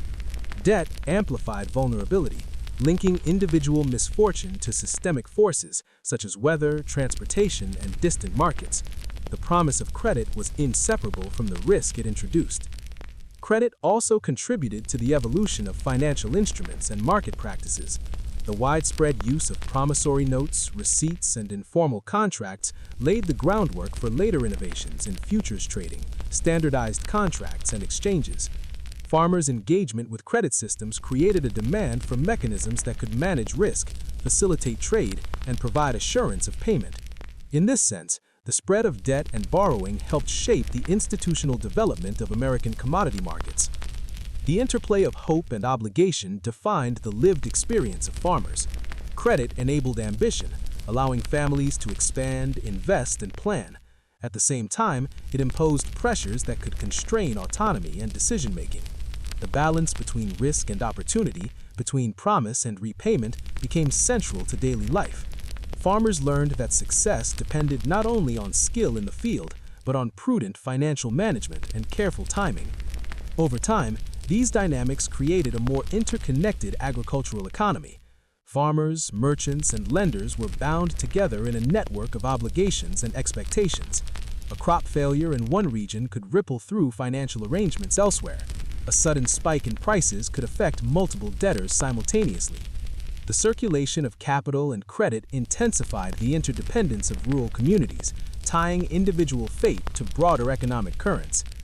By linking production to financial instruments, credit expanded both opportunity and vulnerability. Farmers who successfully navigated this environment could secure wealth, influence, and stability. Those who faltered faced consequences that reached beyond their own fields, affecting families, communities, and future access to markets. Debt became a defining feature of rural life, shaping decisions, strategies, and aspirations. The story of credit, debt, and the price of hope illustrates the dual nature of financial innovation. Credit unlocked possibilities that had been previously unattainable, allowing American agriculture to expand and integrate into broader markets. Yet it also magnified risk, creating exposure to forces beyond immediate control. Farmers learned to navigate this delicate balance, developing skills and judgment that combined practical experience with strategic foresight. In the context of early American agriculture, credit was both a tool and a test. It measured the ability of farmers to plan, anticipate, and act wisely, while exposing them to the consequences of miscalculation. Through engagement with banks, merchants, and informal lenders, rural Americans participated in a financial ecosystem that rewarded prudence but punished error. Hope and obligation, intertwined, became central to the life of the farm. Ultimately, the experience of credit and debt in this period revealed how economic innovation reshaped rural life.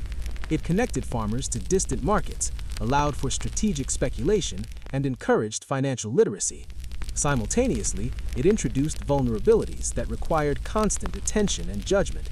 In navigating these systems, farmers confronted the full spectrum of opportunity and risk, learning that prosperity and peril often traveled hand in hand. In the first half of the 19th century, as American agriculture became increasingly entwined with distant markets, an invisible but powerful network of trade emerged. Wheat, once the product of a single farmer's labor and a local market, was now a commodity whose value fluctuated with regional harvests, European demand, and speculative anticipation. Alongside this growth came a new phenomenon: financial panic. Booms, busts, and sudden collapses exposed the fragility of early markets, revealing just how deeply speculative grain trading had become woven into the national economy. In years of abundance, optimism ran high.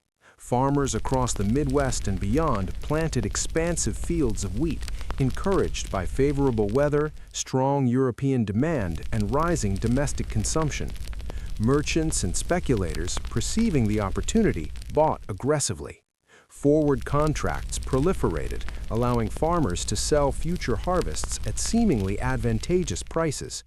Grain receipts, promissory notes, and warehouse agreements multiplied. The sense of prosperity was tangible. Wagons loaded with wheat lined the riverbanks, warehouses overflowed, and towns like Chicago and Buffalo buzzed with activity. Every participant, from farmer to merchant to banker, felt the exhilaration of potential profit. But this exuberance carried hidden risks. The very mechanisms that facilitated growth, credit, speculation, and forward contracts, also magnified vulnerability. When large quantities of wheat were promised or held in anticipation of higher prices, markets became sensitive to even small disruptions. A late frost, heavy rains, or pest infestation could reduce supply unexpectedly, causing sharp price shifts. Likewise, news of European harvests or political instability abroad could suddenly alter demand. The interconnectedness of producers, intermediaries, and distant buyers meant that shocks could propagate rapidly, sometimes with devastating effects. Panic often began quietly, with small, seemingly isolated events. A river port might report delayed shipments due to flooding, a local merchant might default on a loan, or rumors might circulate that European demand had softened.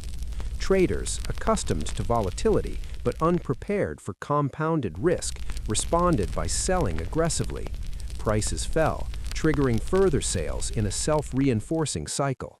Farmers who had contracted their wheat in advance faced the sudden realization that the value of their promised crop had declined. Merchants who had leveraged credit to hold grain confronted mounting obligations. Confidence, once steady, evaporated. The social consequences of these financial shocks were immediate and profound. Trust, the invisible glue of early markets, fractured. Farmers who had relied on merchants for fair payment discovered that insolvency or strategic default had left them exposed. Merchants found that buyers were unwilling or unable to honor agreements, sometimes due to their own financial distress. The community networks that had supported informal credit and negotiation strained under the weight of cascading losses. In a matter of weeks, prosperity could transform into anxiety, resentment, and hardship. Boom-bust cycles were often tied to speculation. When expectations of high demand drove prices up, traders and farmers alike increased commitments, sometimes overextending themselves. Grain was held off the market, contracts were signed, and credit borrowed, all in anticipation of continuing gains. Yet markets are rarely linear. Supply, weather, and demand rarely conformed perfectly to projections. A sudden surplus, transportation delay, or policy shift could spark panic as participants scrambled to reduce exposure. The very mechanisms designed to facilitate trade, forward agreements, storage, and credit, could accelerate a collapse when conditions reversed. Financial shocks also exposed inequalities. Larger farmers or well-capitalized merchants often weathered downturns better than small farmers or less connected traders. Access to storage, liquidity, and information could mean the difference between survival and ruin. Smaller participants, facing immediate obligations or lacking alternative outlets, often bore the brunt of downturns. The human toll extended beyond lost profit. Families faced economic stress, debts were defaulted on, and reputations were tarnished, sometimes permanently. Communication played a pivotal role in both fueling and mitigating panic. News traveled slowly but unevenly. Some participants received information ahead of others, giving them an advantage. A report of delayed shipments or diminished European demand could spark preemptive selling among those first informed. Conversely, those who received news late often acted reactively, exacerbating the downturn. Rumor and perception were as potent as factual developments. Markets depended not only on reality, but on belief, a fragile equilibrium that could unravel at a single misstep. Transportation and infrastructure failures magnified shocks. Canals froze, rivers flooded, roads became impassable, or rail lines faced disruption. Grain trapped in warehouses could not reach markets in time, depressing prices locally while creating scarcity elsewhere. These logistical vulnerabilities intertwined with speculation to produce rapid swings in valuation. Traders and farmers alike learned that risk existed not only in production, but in movement, timing, and human systems. Responses to financial panic varied. Some participants sought stability through contracts, diversifying obligations, or waiting for markets to recover. Others attempted to offload grain quickly, even at loss, to reduce exposure. Merchants often acted as intermediaries, absorbing short-term shocks and attempting to stabilize flows, but their own solvency was equally at stake. Banks, where involved, could either temper or amplify crisis depending on liquidity, lending policies, and responsiveness. The absence of standardized exchanges meant there was no central authority to manage or contain panic, leaving the system vulnerable to cascading failures. Panic in the markets also influenced social attitudes towards speculation. Critics pointed to financial collapses as evidence that profit-driven trading disconnected from physical labor was inherently dangerous. Farmers and communities saw firsthand how reliance on forward contracts, credit, and merchant intermediaries could lead to ruin when expectations proved wrong. Moral and cultural debates intensified. Speculation was both admired for its ingenuity and feared for its potential to undermine stability and fairness. At the same time, participants adapted. Experience with prior panics encouraged more cautious behavior. Farmers learned to hedge risk by diversifying crops or moderating contracts. Merchants developed more rigorous assessment of creditworthiness, storage, and market intelligence. The cycles of boom and bust, while disruptive, fostered resilience and sophistication, teaching lessons that would later inform formalized exchanges and financial regulation. The national implications of these panics were profound. Grain markets were no longer local or isolated. Failures in one region reverberated across waterways, rail lines, and market towns, influencing prices hundreds of miles away. Urban populations reliant on consistent wheat supply for bread and other staples experienced direct impact. Policy discussions around banking, trade, and market oversight often reflected the social anxiety generated by these disruptions. Panic was not merely economic, it was a lens through which Americans understood the fragility of a rapidly integrating national economy. Furthermore, these shocks highlighted the limitations of information and human judgment. Market participants learned that no amount of experience could fully eliminate uncertainty. Weather, transportation, and international events remained unpredictable. The combination of optimism, leverage, and delayed communication created conditions in which even well-intentioned decisions could trigger systemic consequences. Understanding risk was a shared necessity, a lesson hard-won through cycles of boom and bust. Yet the story of early financial panic was not solely of loss. It was also a story of adaptation, innovation, and institutional evolution. The recurring failures and recoveries spurred interest in standardization, reliable measurement, and the eventual creation of formal commodity exchanges. Participants sought ways to coordinate pricing, reduce uncertainty, and improve trust. Each shock offered insights that gradually shaped the infrastructure of modern markets, influencing contracts, credit systems, and information networks. The interplay of boom, bust, and broken trust reveals the human dimension of economic expansion. Farmers, merchants, and speculators were not faceless operators. They were families, communities, and individuals whose fortunes, relationships, and reputations were bound to wheat markets. Panic exposed the interdependence of these actors, showing how the pursuit of profit intertwined with social cohesion, community trust, and survival. Over time, patterns became evident. Booms tended to inflate expectations, leading to overextension. Bubbles formed when supply, demand, and speculation aligned temporarily in exaggerated fashion. Busts followed when reality diverged from expectation, and trust was tested as obligations were unmet. These cycles became an accepted, if uneasy, rhythm of early markets, teaching participants the necessity of prudence, observation, and strategic timing. The experience of financial panic also highlighted the importance of resilience and adaptation. Communities rebuilt, merchants recalibrated, and farmers adjusted planting and contracting strategies. While individual losses could be severe, the system as a whole learned and evolved. Knowledge accumulated through trial, error, and observation, gradually reducing vulnerability and fostering the conditions for more robust institutional frameworks. Ultimately, panic in the markets illuminated the fragile interplay between speculation, production, and national economic health. Wheat trading had grown beyond local fields and river ports. It was now embedded in a network that linked rural production to urban demand and international markets. The shocks of early financial collapses revealed both the potential and the peril of this interconnected system, showing that opportunity and risk were inseparable. In these turbulent years, American agriculture and commerce matured together. The booms inspired ambition and investment.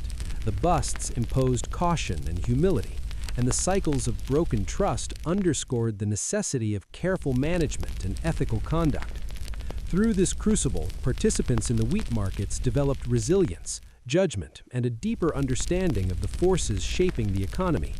Panic, though disruptive, became a teacher, a reminder that speculation and human ambition, when intertwined with nature and commerce, could produce both extraordinary gain and profound vulnerability.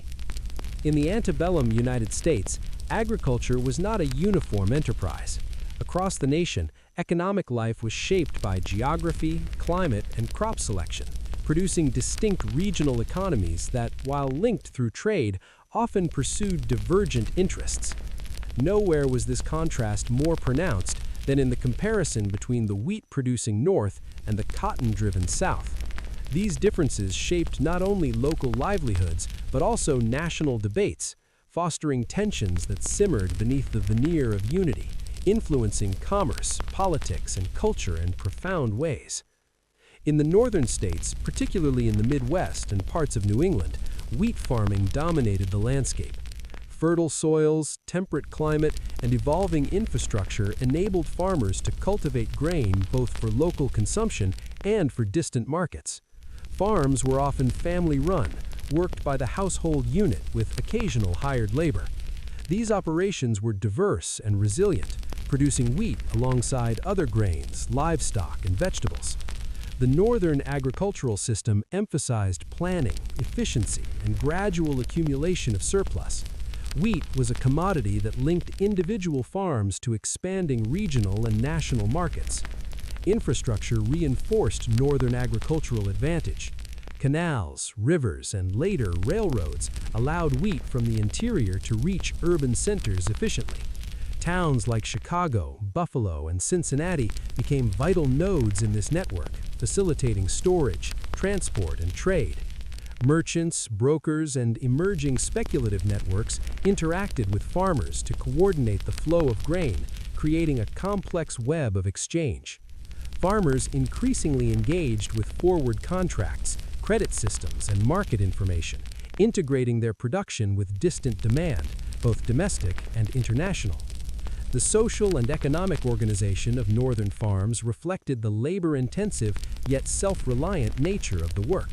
Families participated collectively in planting, tending, and harvesting crops. Decisions about sale, storage, and market engagement were often made with attention to both immediate needs and long-term strategy.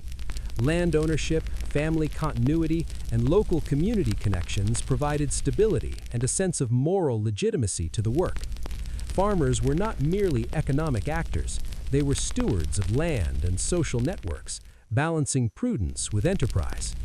In contrast, the southern economy relied heavily on cotton, a labor-intensive cash crop that had become globally valuable in the wake of the Industrial Revolution and rising textile demand in Europe. Plantation agriculture required large tracts of land, capital investment, and a workforce largely composed of enslaved labor. The system was organized hierarchically, with a planter elite overseeing operations and directing the labor of enslaved people. Cotton cultivation concentrated wealth and power in fewer hands and produced an economy that was both deeply profitable and morally contentious. This contrast created distinct patterns of economic activity and social relations. While northern wheat farmers often engaged in decentralized markets and family-based labor, southern planters operated within vertically integrated systems, combining production, credit, and sometimes even transport and export functions. The North emphasized diversification, cooperation, and community-based networks, whereas the South focused on concentrated production, efficiency and cash crop output, and the management of labor as a controlled resource. The differences in labor organization reinforced cultural distinctions. Northern farmers valued independence and self-reliance, linking personal virtue with hard work and prudent management of resources. Southern planters, while also valuing skill and judgment, derived their social authority from the control of land and labor, rather than the labor itself. These divergent approaches produced contrasting attitudes to risk, speculation, and engagement with broader markets.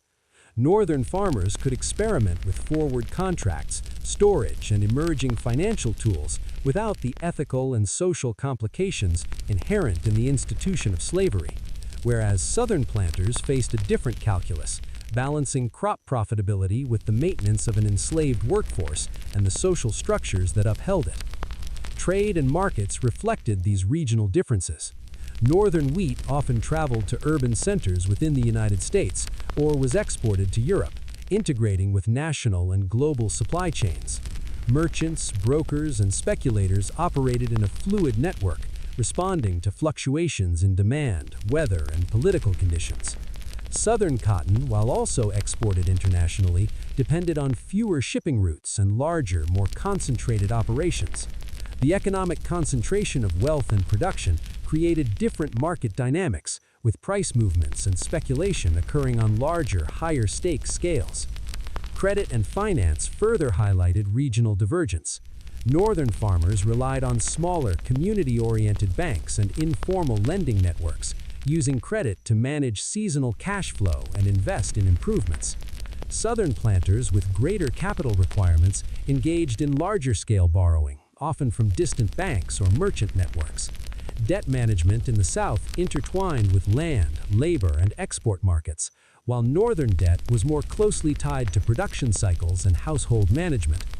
These differing financial structures shaped not only economic behavior, but also susceptibility to market shocks, such as price collapses or transportation failures.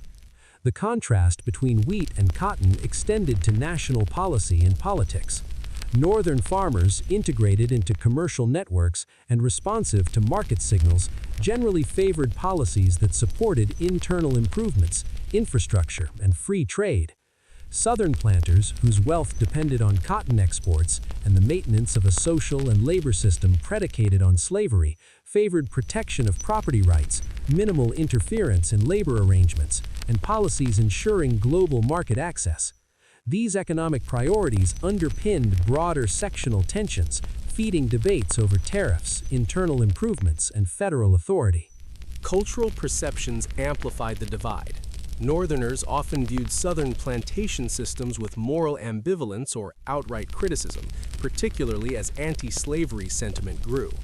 Southerners, in turn, saw Northern economic systems as overly speculative, fragmented, and lacking the grandeur and control associated with plantation management. Each region's economic logic reinforced its social hierarchy, ideals of virtue, and understanding of labor, producing a landscape of mutual misunderstanding and ideological tension. Market volatility further highlighted disparities. Wheat prices in the North were influenced by diversified production, multiple markets, and gradual accumulation of surplus, allowing farmers some flexibility in managing risk.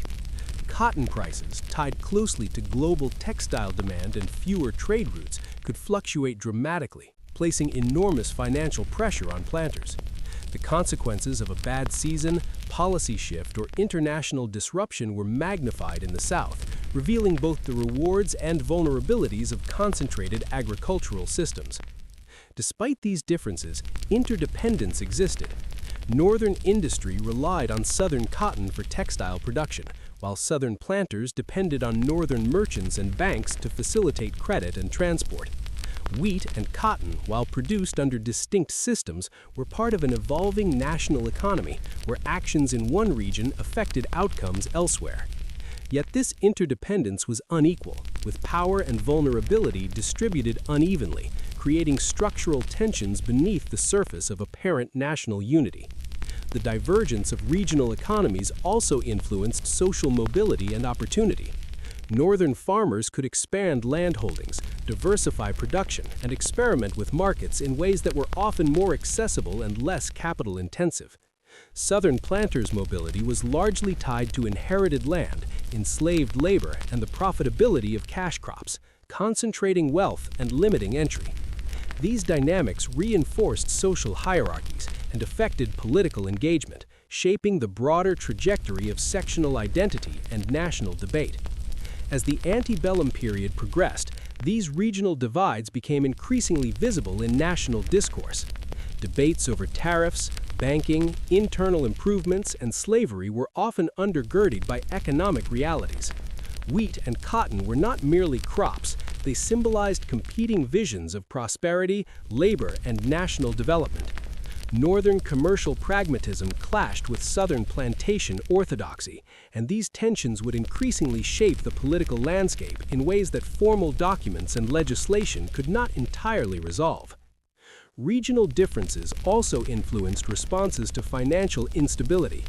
Northern farmers, relying on diversified operations and community networks, often had adaptive strategies to cope with price swings or crop failures. Southern planters, heavily leveraged and dependent on concentrated production, were more exposed to catastrophic loss. Economic shocks could therefore exacerbate sectional tension, reinforcing the perception that the two regions were operating under fundamentally different systems of risk, reward, and social expectation. The interplay of economics, culture, and politics created a complex, uneven nation. Wheat economies and cotton plantations were intertwined through trade and credit, yet fundamentally distinct in labor, scale, and social organization. These distinctions generated mutual dependence alongside distrust, opportunity alongside vulnerability, and prosperity alongside moral and political tension. The nation's unity was increasingly tested by the divergent trajectories of its regional economies. In retrospect, the comparison of northern wheat economies with southern cotton plantations reveals the structural roots of sectional conflict. Economic systems shaped values, labor relations, market engagement, and social hierarchy. The choices made in fields, warehouses, and plantations rippled through communities, states, and eventually the nation. Understanding these divides helps explain not only the flow of commerce, but also the underlying forces that would propel the country towards civil strife. In retrospect, wheat and cotton were more than crops. They were instruments of identity, power, and aspiration. Northern and southern economies operated according to distinct logics, yet were enmeshed in a single national framework. The tensions embedded in these systems reflected differences in labor, credit, trade, and moral outlook. These contrasts illuminate how economic practice can shape social perception, political priority, and national cohesion. In the uneven nation of antebellum America, wheat and cotton carried the promise of prosperity and the weight of division, quietly setting the stage for the challenges that lay ahead. In the rapidly evolving agricultural markets of early 19th century America, speculation in wheat and other commodities presented both opportunity and challenge. Farmers, merchants, and financiers were increasingly engaging in transactions that were more abstract than ever before, trading not just physical grain, but claims, promises, and receipts. This growing complexity sparked a parallel concern: the law and social order had yet to catch up with the innovations of commerce. The nation found itself grappling with the question of how or whether to define, regulate, or restrain speculative practices before the advent of formal commodity exchanges and federal oversight. In the earliest years, markets operated largely on trust, reputation, and informal community norms. Farmers relied on merchants to honor agreements, merchants relied on speculators to maintain commitments, and creditors trusted debtors to fulfill obligations. These arrangements depended on shared values and social enforcement. The moral fabric of rural communities reinforced legal expectations. Defaulting on a contract could result not only in financial loss, but also in social sanction. However, as trade expanded in volume, distance, and complexity, informal mechanisms were increasingly strained. The reach of personal reputation was limited, and local custom could not govern transactions between distant towns, rivers, and eventually states. Early legal frameworks addressed property, debt, and contract law, but these provisions were designed for straightforward transactions. A farmer selling wheat to a local mill or a merchant lending funds against the promise of future delivery could find recourse in common law. Yet as forward contracts, warehouse receipts, and speculative agreements proliferated, courts faced cases that tested the limits of existing statutes. Questions arose. Was it enforceable to sell wheat not yet planted? Could a warehouse receipt serve as a legal claim to property in another location? Could default on a paper-based contract be adjudicated with the same principles as failure to deliver physical goods? Judges, often relying on precedent, had to navigate uncharted territory, balancing fairness, commercial practicality, and the evolving nature of economic exchange. At the same time, state legislatures began experimenting with statutes aimed at curbing fraud, hoarding, and market manipulation. Some states passed laws restricting the resale of wheat at inflated prices during periods of scarcity. Others introduced requirements for transparency in contracts or documentation to verify ownership of stored grain. These early regulations were limited in scope and unevenly enforced, reflecting both the decentralized nature of American governance and the difficulty of monitoring rapidly expanding markets. Traders could operate across state lines, and inconsistencies in enforcement created both opportunities for ingenuity and grounds for dispute. The cultural and political context shaped the nature of regulation. Americans in this period valued individual enterprise, property rights, and limited government intervention.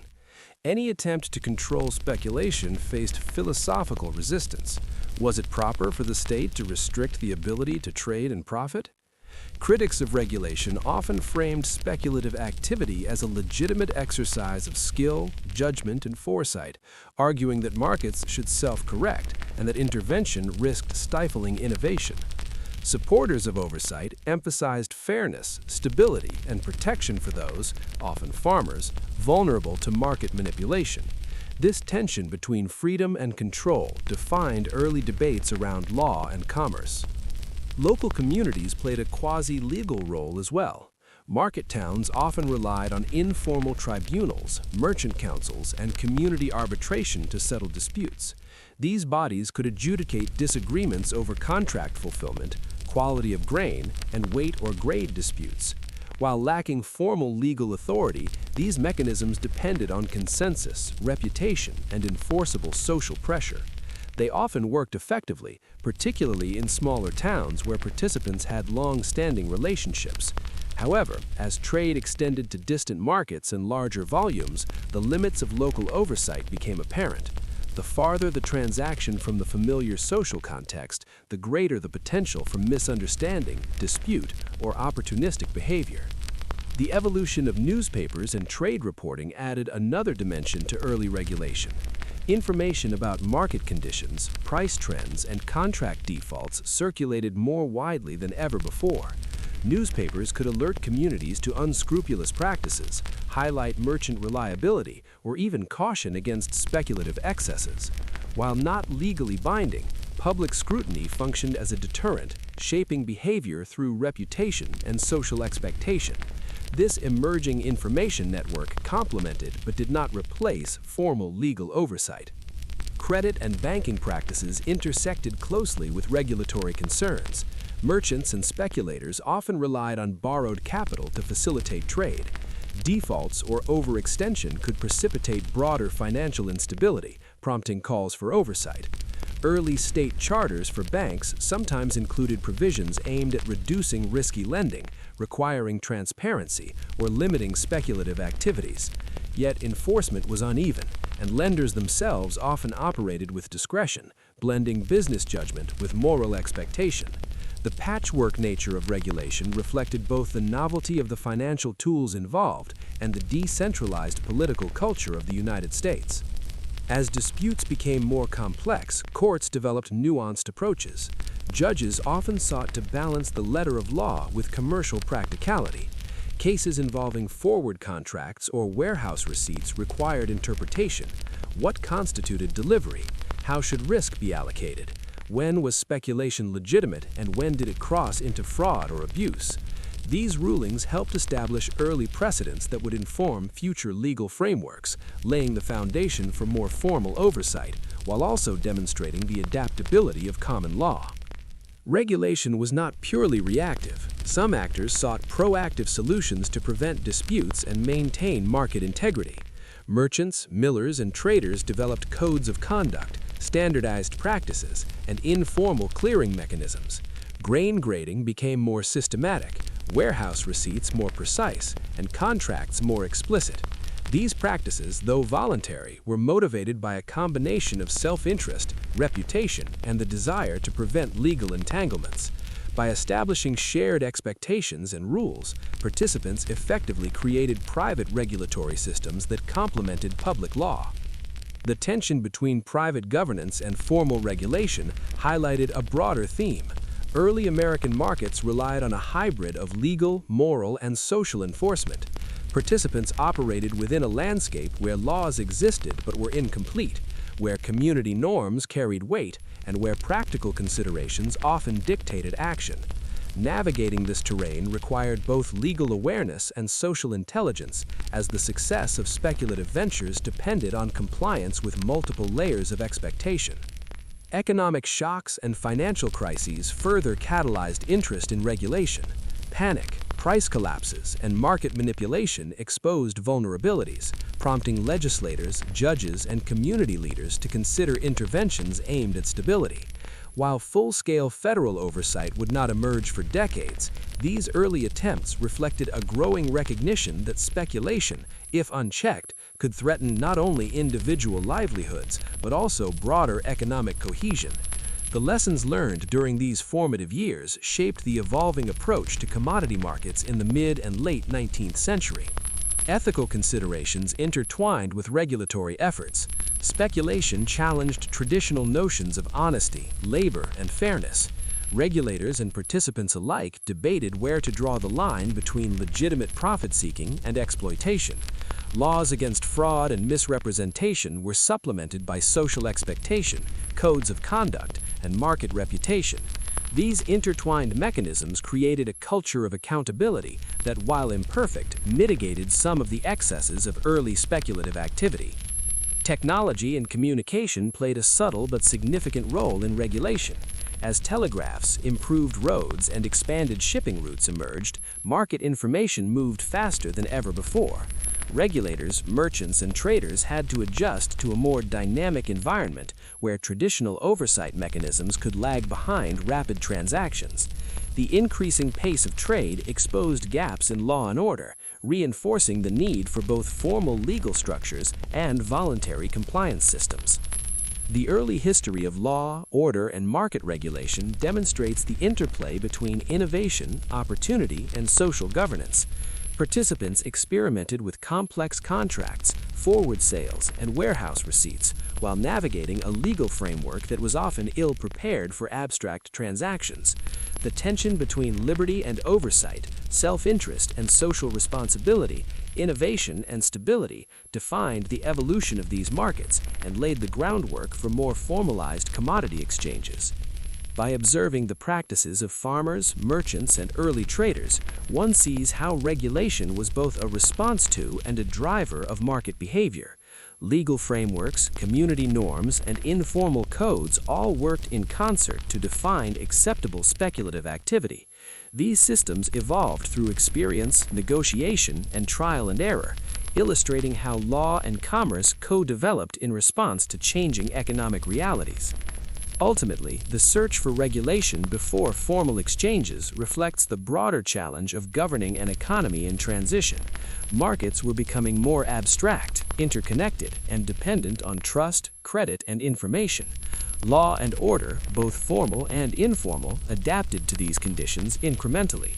Participants learned that successful speculation required not only judgment in pricing and timing, but also compliance with evolving expectations of fairness, transparency, and accountability. The story of early regulation is, in essence, the story of America negotiating its economic and moral identity. The challenges of defining, restraining, or guiding speculative practices shaped not only markets, but also social norms, legal precedent, and institutional development. In navigating uncertainty, early Americans experimented with mechanisms that balanced individual opportunity with collective stability, laying the foundation for the modern systems of oversight and exchange that would follow. Through these efforts, the nation began to articulate the principles that would govern speculation, credit, and trade in the decades to come, balancing liberty with responsibility in a rapidly transforming economy. In the first half of the 19th century, the American grain trade was undergoing profound transformation. Wheat, once a local commodity, had become an instrument of speculation, subject to the ebb and flow of regional production, European demand, and domestic consumption. Central to this transformation was information. Knowledge of crop conditions, market prices, and political developments was no longer confined to local observation or word of mouth. Newspapers and, increasingly, telegraph technology began to shrink the temporal and spatial gaps between farmers, merchants, and traders, creating a new dynamic in which information itself became a valuable commodity. The speed at which news traveled could amplify opportunity, risk, and even panic, reshaping the very nature of agricultural markets. In the early 1800s, newspapers served as the primary conduit of information for farmers, merchants, and investors. Weekly or bi-weekly publications provided updates on local harvests, river transport conditions, commodity prices in nearby towns, and broader economic trends. While distribution was relatively slow by modern standards, newspapers connected distant regions, allowing farmers in Ohio to learn of price conditions in New York or New Orleans. Advertisements and columns offered insight into supply and demand, and editorials sometimes cautioned against speculation or overextension. For many, newspapers were more than entertainment. They were practical tools for navigating a complex and increasingly speculative economy. The influence of newspapers on market behavior was immediate and profound. A report of poor harvests in Pennsylvania or New York could trigger adjustments in planting, storage, and sales strategies in Ohio or Michigan. Conversely, news of abundant crops or new shipping routes might encourage farmers to hold back grain in anticipation of higher prices. Merchants and speculators monitored reports closely, integrating them into strategies for forward contracts, warehouse transactions, and trading positions. Information, once delayed by weeks or months, now circulated widely enough to shape real-time decisions, though still constrained by the pace of print and physical distribution. Telegraphy technology, emerging in the 1840s and expanding rapidly in the 1850s, revolutionized this dynamic. Suddenly, information could travel faster than wagons, riverboats, and even railroads. Prices, reports of crop conditions, and notices of shipments could reach distant markets almost instantaneously. Traders in Chicago, Cincinnati, or New York no longer relied solely on delayed correspondence or travelers' reports. Telegraph lines connected hubs directly, enabling near real-time assessment of market conditions. This acceleration of information transformed speculation from a relatively slow, localized enterprise into a dynamic, national, and increasingly global endeavor. The speed of information had both stabilizing and destabilizing effects. On one hand, faster communication allowed participants to respond more quickly to genuine market signals. Farmers could adjust planting or storage decisions. Merchants could redirect shipments. Speculators could hedge or reposition contracts in response to new developments. On the other hand, rapid transmission amplified rumors and panic. A report, true, incomplete, or mistaken, could cascade through the system, prompting mass buying or selling before facts could be verified. In an environment of high leverage and forward contracts, the consequences of misinformation could be severe, creating sharp price swings and occasional financial crises. Telegraphy also intensified competition among traders and merchants. Those with early access to information held an advantage, able to make transactions before others reacted. This disparity encouraged investment in communication infrastructure and monitoring systems. Merchants stationed telegraph operators at key junctions, subscribed to multiple news lines, and coordinated dispatches to optimize trading positions.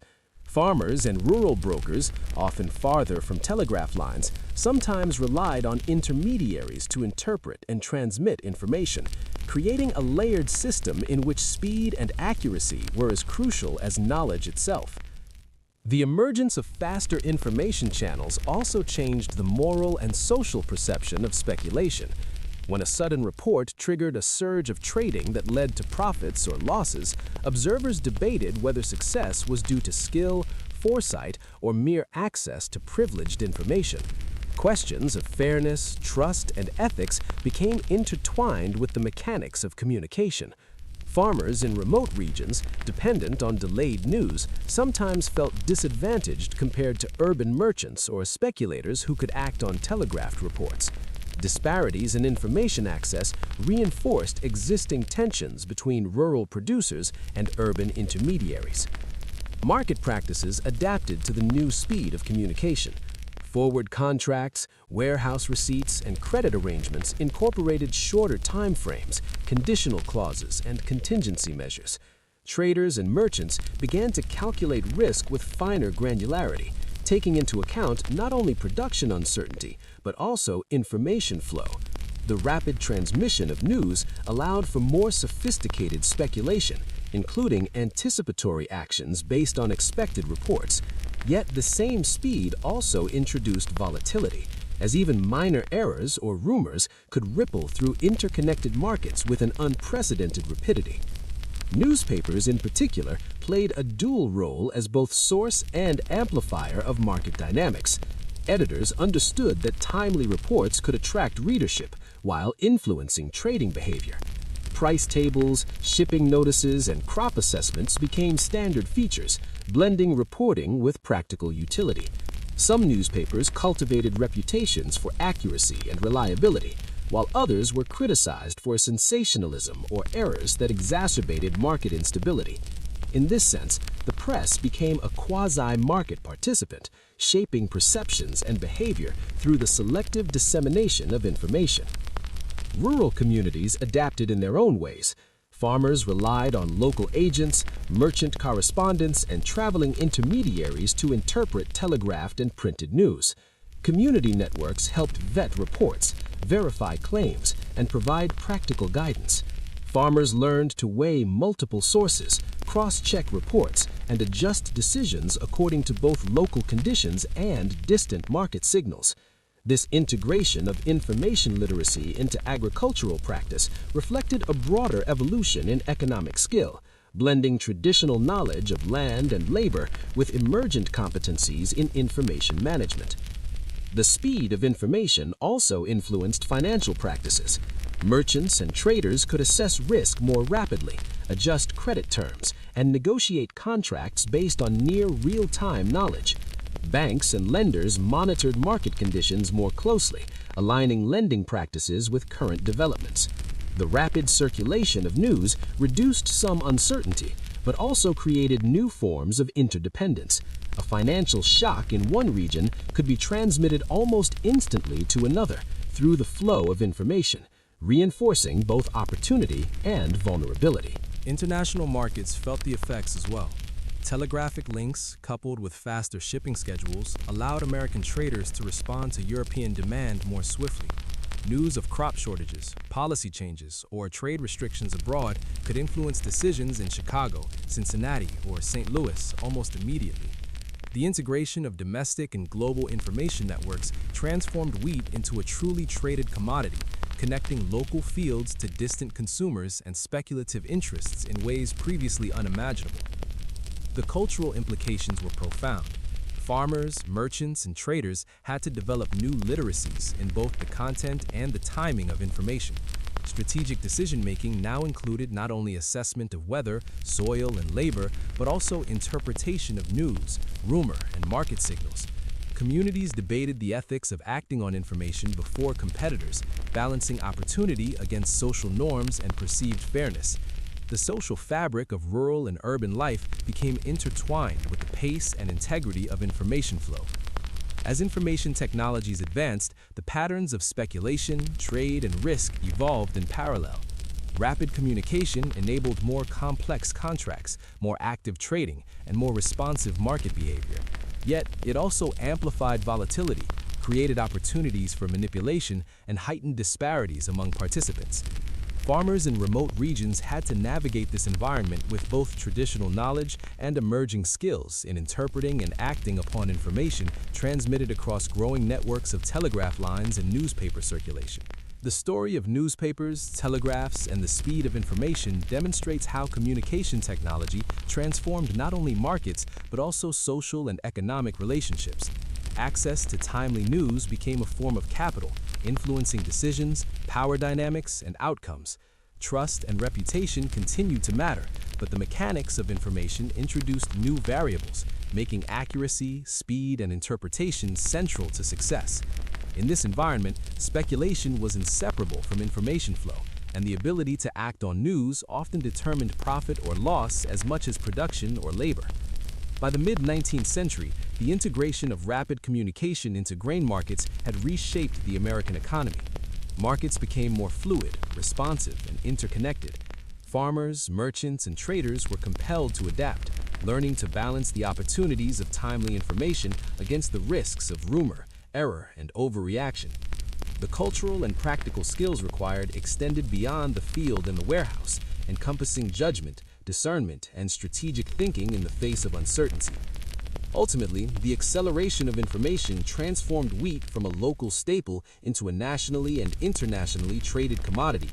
Newspapers and telegraphs compressed time and distance, allowing prices and rumors to move faster than wagons and riverboats ever could. This speed created both opportunity and peril, embedding information itself at the heart of speculation, trade, and risk management. In shaping behavior, influencing markets, and redefining the nature of economic knowledge, the rise of rapid communication marked a pivotal moment in the history of American agriculture, commerce, and the emergence of a truly modern marketplace. In the decades leading up to the American Civil War, the nation's agricultural economy had become deeply enmeshed in markets, speculation, and finance. Wheat, corn, and other staples were no longer simply subsistence crops. They had become instruments of commerce, credit, and forward-looking contracts. Farmers, merchants, and traders engaged in increasingly complex networks that connected distant fields to river ports, urban markets, and even international buyers. Yet, as the economy matured, so too did the pressures on the young republic. Economic systems, trade patterns, and speculative practices began to mirror the broader social, political, and regional tensions that were quietly fracturing the nation. The northern states, with their wheat-based economies, increasingly operated in commercial networks reliant on speculation, credit, and infrastructure. Family farms expanded production in anticipation of rising demand, often leveraging forward contracts and warehouse receipts to secure future income. Merchants and intermediaries facilitated these exchanges, creating a complex system in which price, timing, and trust determined success. Farmers monitored regional harvests, river conditions, and distant market reports, integrating information from newspapers, agents, and telegraph lines. These interactions transformed agriculture into a dynamic, market-oriented enterprise, where decisions were guided as much by economic calculation as by the rhythms of the land. In the South, the agricultural landscape was dominated by cotton and a plantation system heavily dependent on enslaved labor. Wealth and production were concentrated, and the fortunes of planters were closely tied to global demand and trade. While Southern merchants and planters occasionally engaged in speculative practices, the scale and focus differed from northern wheat markets. Cotton speculation was often intertwined with credit and export arrangements, creating a high-stakes system vulnerable to fluctuations in international demand and transportation disruptions. The economic and social structures of the South, rigidly hierarchical and dependent on human bondage, presented a stark contrast to the more decentralized and diversified northern economy. Speculation in wheat and other commodities reflected in miniature the anxieties that were beginning to fracture the republic.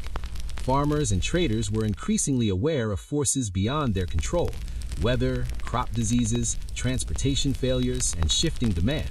Price swings were frequent and sometimes severe, creating both opportunity and stress. Financial networks amplified risk, as credit, loans, and forward contracts connected producers and merchants across vast distances. A drought in Ohio or a flood along the Mississippi could have repercussions far beyond the immediate region, affecting prices, debt obligations, and community stability. These economic vulnerabilities mirrored the social and political fissures developing between North and South, East and West, urban and rural populations. The growth of speculation intensified awareness of national and international interdependence. Northern farmers watching European wheat markets or southern planters tracking cotton exports to England realized that local decisions were embedded in global systems. News of harvests, shipping conditions, or political unrest abroad could influence decisions immediately. The telegraph, newspapers, and faster transportation meant that information traveled swiftly, influencing decision-making before physical grain could move. Farmers and merchants became adept at reading trends, interpreting rumors, and anticipating events. Yet this increasing sophistication also heightened anxiety. Markets were volatile, unpredictable, and sometimes capricious. Economic speculation intersected with political debates, further heightening tension. Northern and Southern interests diverged on questions of tariffs, internal improvements, and banking policy. Northern wheat farmers and merchants often favored infrastructure investment, market liberalization, and protective policies that enhanced domestic commerce. Southern planters prioritized minimal interference, secure property rights, including the right to enslave labor, and access to international markets. Commodity speculation reflected in miniature the anxieties that were beginning to fracture the republic. Farmers and traders were increasingly aware of forces beyond their control: weather, crop diseases, transportation failures, and shifting demand. Price swings were frequent and sometimes severe, creating both opportunity and stress. Financial networks amplified risk as credit, loans, and forward contracts connected producers and merchants across vast distances. A drought in Ohio or a flood along the Mississippi could have repercussions far beyond the immediate region, affecting prices, debt obligations, and community stability. These economic vulnerabilities mirrored the social and political fissures developing between North and South, East and West, urban and rural populations. The growth of speculation intensified awareness of national and international interdependence. Northern farmers watching European wheat markets or Southern planters tracking cotton exports to England realized that local decisions were embedded in global systems. News of harvests, shipping conditions, or political unrest abroad could influence decisions immediately. The telegraph, newspapers, and faster transportation meant that information traveled swiftly, influencing decision-making before physical grain could move. Farmers and merchants became adept at reading trends, interpreting rumors, and anticipating events. Yet this increasing sophistication also heightened anxiety. Markets were volatile, unpredictable, and sometimes capricious. Economic speculation intersected with political debates, further heightening tension. Northern and Southern interests diverged on questions of tariffs, internal improvements, and banking policy. Northern wheat farmers and merchants often favored infrastructure investment, market liberalization, and protective policies that enhanced domestic commerce.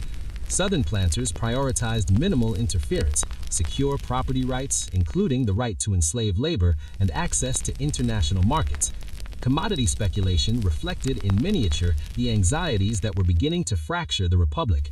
Farmers and traders were increasingly aware of forces beyond their control: weather, crop diseases, transportation failures, and shifting demand. Price swings were frequent and sometimes severe, creating both opportunity and stress. Financial networks amplified risk as credit, loans, and forward contracts connected producers and merchants across vast distances. A drought in Ohio or a flood along the Mississippi could have repercussions far beyond the immediate region, affecting prices, debt obligations, and community stability. These economic vulnerabilities mirrored the social and political fissures developing between North and South, East and West, urban and rural populations. The growth of speculation intensified awareness of national and international interdependence. Northern farmers watching European wheat markets or Southern planters tracking cotton exports to England realized that local decisions were embedded in global systems. News of harvests, shipping conditions, or political unrest abroad could trigger immediate market responses. The telegraph, Newspapers and faster transportation meant that information traveled swiftly, influencing decision-making before physical grain could move. Farmers and merchants became adept at reading trends, interpreting rumors, and anticipating events. Yet this increasing sophistication also heightened anxiety. Markets were volatile, unpredictable, and sometimes capricious. Economic speculation intersected with political debates, further heightening tension. Northern and Southern interests diverged on questions of tariffs, internal improvements, and banking policy.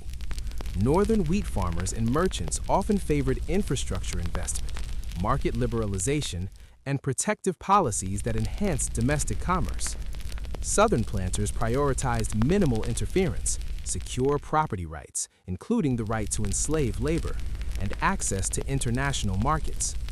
Commodity speculation brought these economic priorities into sharper focus.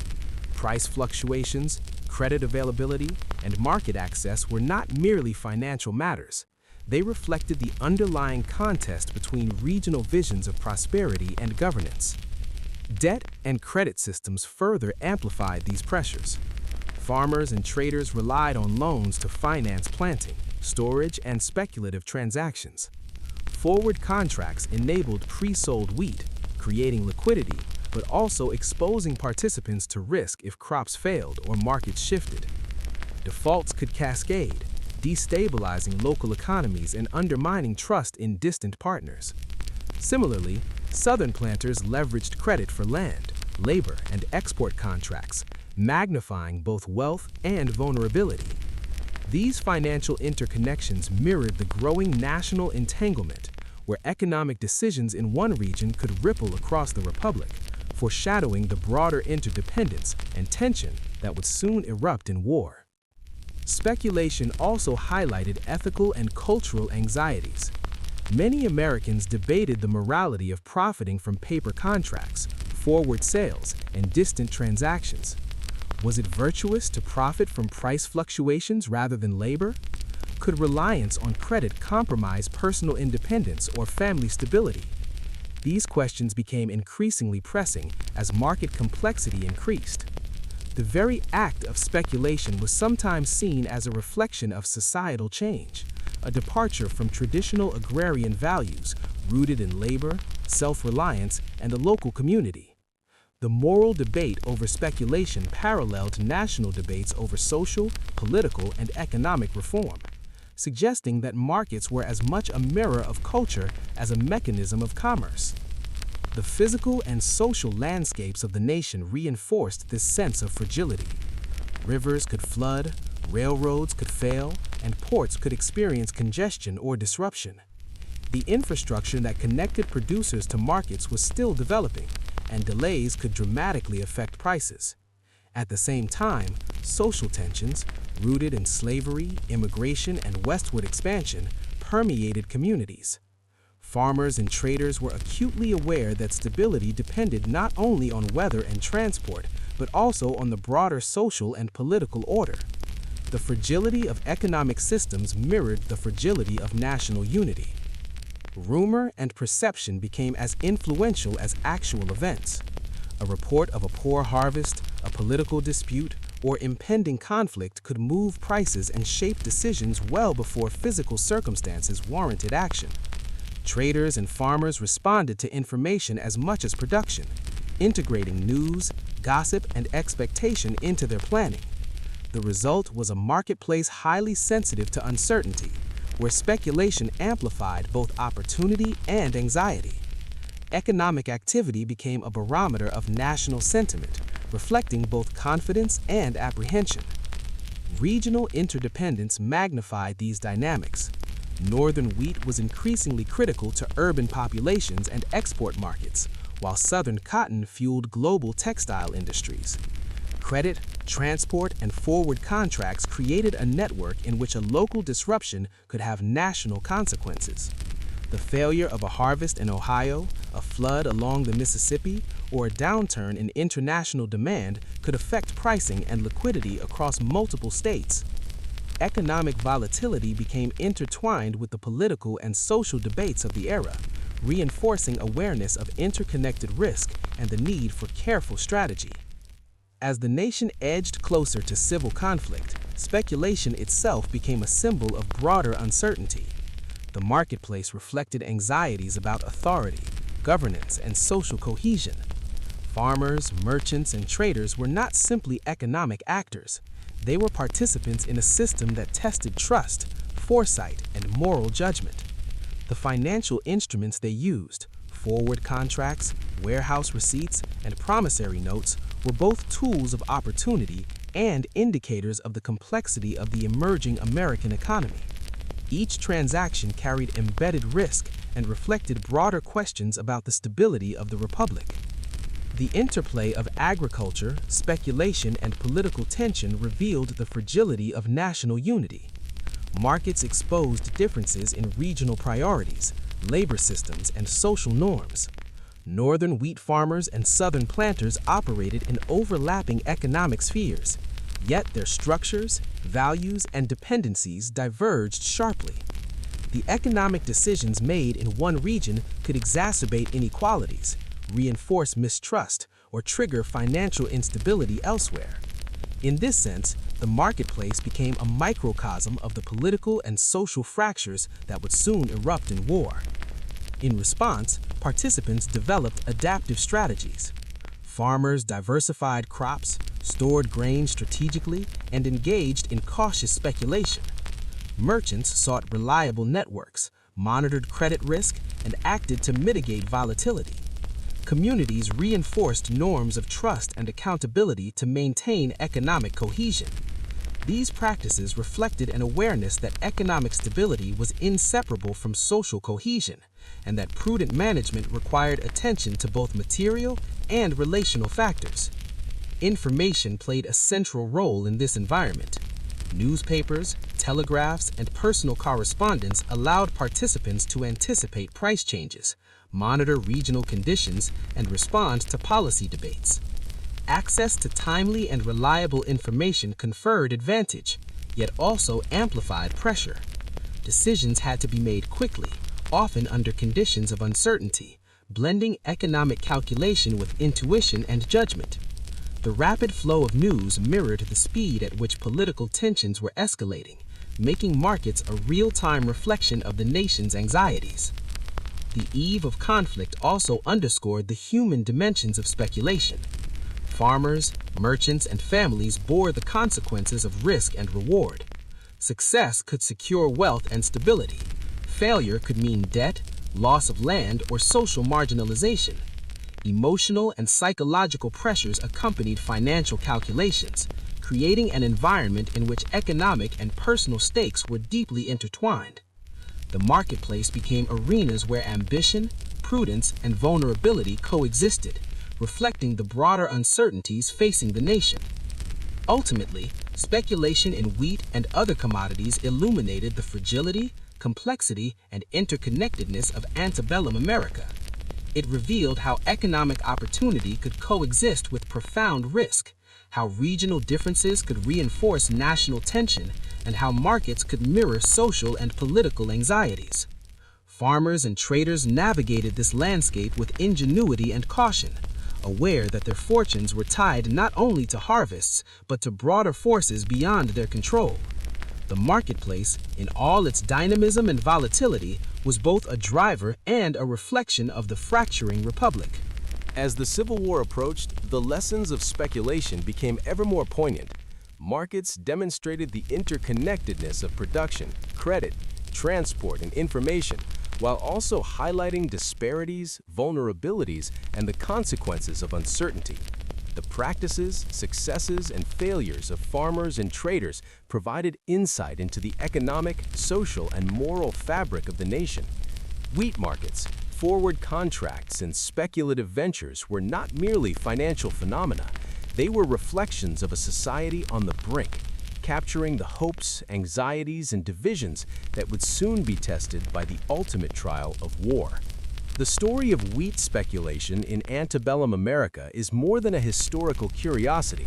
It is the foundation upon which modern commodity markets, risk management strategies, and financial practices were built. In the early 19th century, farmers, merchants, and speculators navigated uncharted territory, trading not only physical grain but also promises of future delivery, warehouse receipts, and forward contracts. These early practices reflected both human ingenuity and the limitations of legal, infrastructural, and social frameworks of the time. They introduced Americans to the principles of speculation, risk assessment, and market interconnection, concepts that resonate profoundly in today's complex commodity markets. The mechanics of pre-war wheat futures were deceptively simple in concept but complex in execution.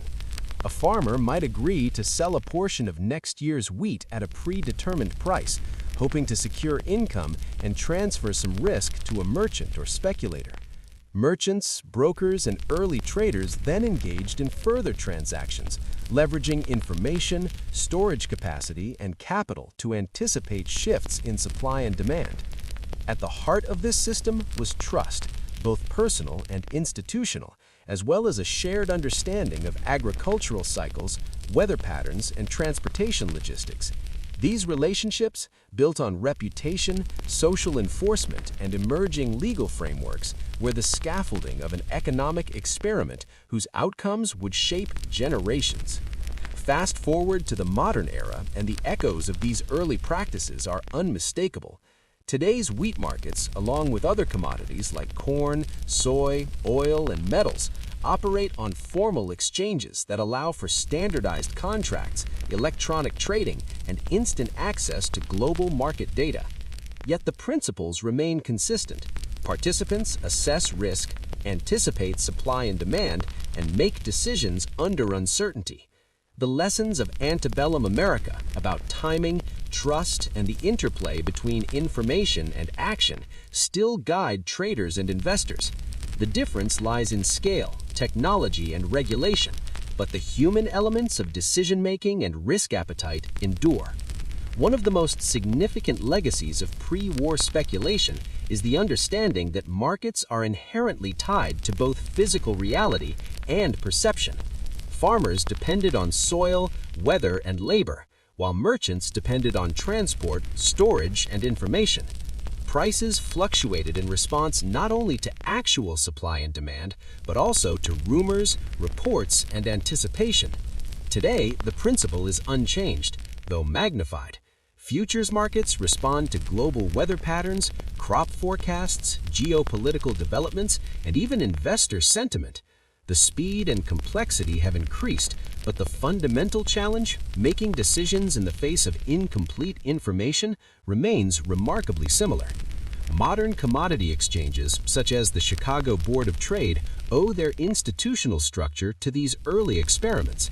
Standardization of contracts, grading systems for quality, warehouse regulations, and clearinghouses emerged to reduce risk, enforce accountability, and create confidence in the system. Each of these innovations has a direct lineage to the informal, sometimes precarious practices of antebellum traders. The necessity of trust, transparency, and enforceability, first learned through social norms and local courts, was eventually codified in rules, technology, and federal oversight. This evolution demonstrates how early challenges became the impetus for structural innovation, setting the stage for the sophisticated markets we rely on today. Risk management, too, carries the imprint of history. Farmers and traders learned early that exposure to volatility could be mitigated through diversification, hedging, and careful attention to contracts. In the modern era, these strategies have been refined, with futures, options, swaps, and other financial instruments providing tools to transfer, share, or limit risk. Yet the underlying motivation is unchanged.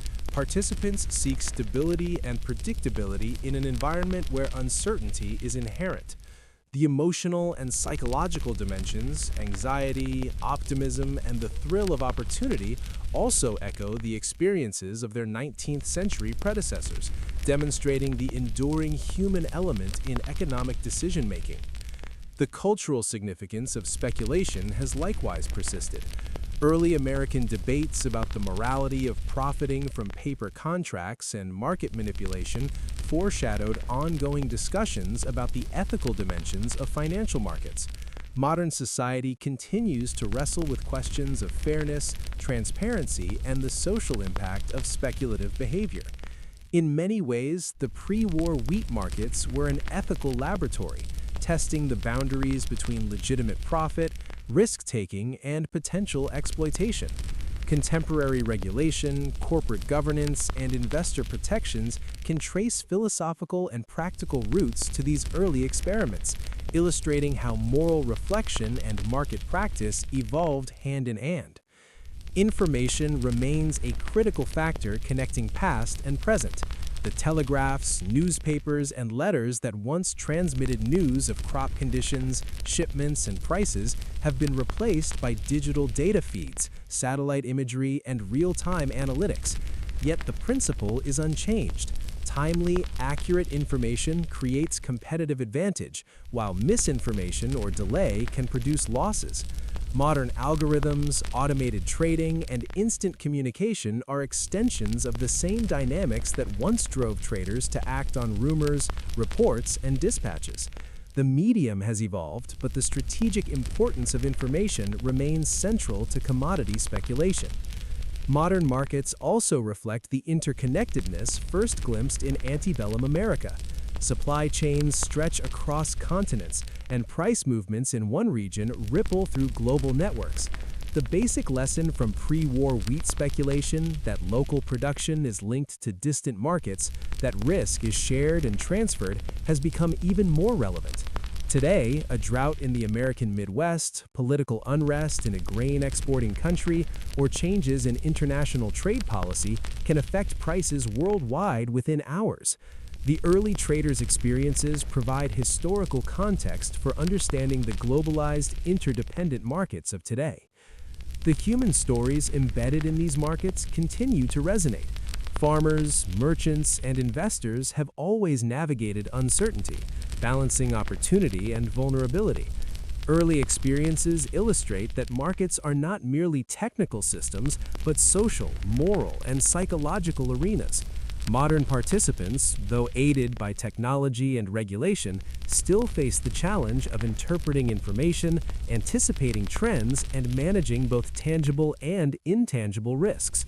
The drama of profit and loss, the tension between foresight and unpredictability, and the interplay of knowledge and judgment are timeless features of market engagement. Another enduring lesson is the need for adaptability. Pre-war traders adjusted to changes in transportation, infrastructure, and communication, developing resilience and strategies to manage volatility. Today, market participants continue to adapt to technological innovation, climate change, geopolitical instability, and regulatory shifts. The capacity to respond flexibly to uncertainty remains a central determinant of success, echoing the experiences of those who first navigated the nascent wheat futures markets. Regulation, too, reflects historical continuity. Early attempts to define, restrain, and guide speculative practices provided a blueprint for more formal oversight. The combination of social norms, local enforcement, and legal precedent evolved into codified rules and institutional structures that underpin modern commodity exchanges. Principles of fairness, transparency, accountability, and risk management, first tested in local markets and informal agreements, continue to inform contemporary regulatory frameworks, demonstrating the enduring relevance of historical experience. The broader societal relationship with risk and reward is another facet of continuity. Americans, historically, have been willing to embrace opportunity while navigating uncertainty, balancing ambition with prudence. The early speculative practices in wheat markets instilled a cultural familiarity with risk, shaping attitudes towards investment, entrepreneurship, and economic mobility. Modern markets, whether in commodities, equities, or finance, continue to reflect this ethos, where careful judgment, foresight, and courage are valued and rewarded. Reflecting on the trajectory from pre-war wheat futures to modern commodity markets reveals patterns that transcend time. Innovation, adaptation, and institutional evolution are constants, as are human responses to uncertainty, opportunity, and information. The past illuminates the present, providing lessons in risk management, ethical engagement, and strategic decision-making. Understanding the legacy of early markets enriches comprehension of modern economics, demonstrating how foundational experiences inform contemporary practice. Ultimately, the echoes of pre-war wheat futures remind us that markets are living systems, shaped by people, technology, and societal values. They teach us that risk is inevitable, reward is contingent, and human judgment remains central no matter how sophisticated the instruments or rapid the communication. The enterprise of speculation, born in the fields, warehouses, and river ports of 19th century America, continues to resonate in the modern economy, linking history to contemporary practice in profound and instructive ways. The enduring relationship between Americans and risk is both practical and cultural. From the first forward contracts to complex financial derivatives, the principles remain consistent: assess risk, act decisively, interpret information, and balance ambition with prudence. Pre-war wheat markets demonstrated the opportunities and perils inherent in speculation, providing lessons that remain relevant in guiding modern commerce, policy, and ethical reflection. The challenges faced by early traders, uncertainty, volatility, and interdependence mirror the conditions of contemporary markets, reminding us that while tools and scale evolve, the human and economic imperatives remain remarkably constant. Through this lens, the study of early agricultural speculation is more than a historical exercise, it is a guide to understanding resilience, strategy, and the dynamics of opportunity. The lessons embedded in the evolution of wheat futures, trust, information, adaptability, ethical reflection, and risk management continue to inform the design of markets, the behavior of participants, and the understanding of economic interconnection. The legacy is clear. The foundations laid in the antebellum wheat markets continue to shape America's enduring engagement with risk, reward, and the pursuit of prosperity.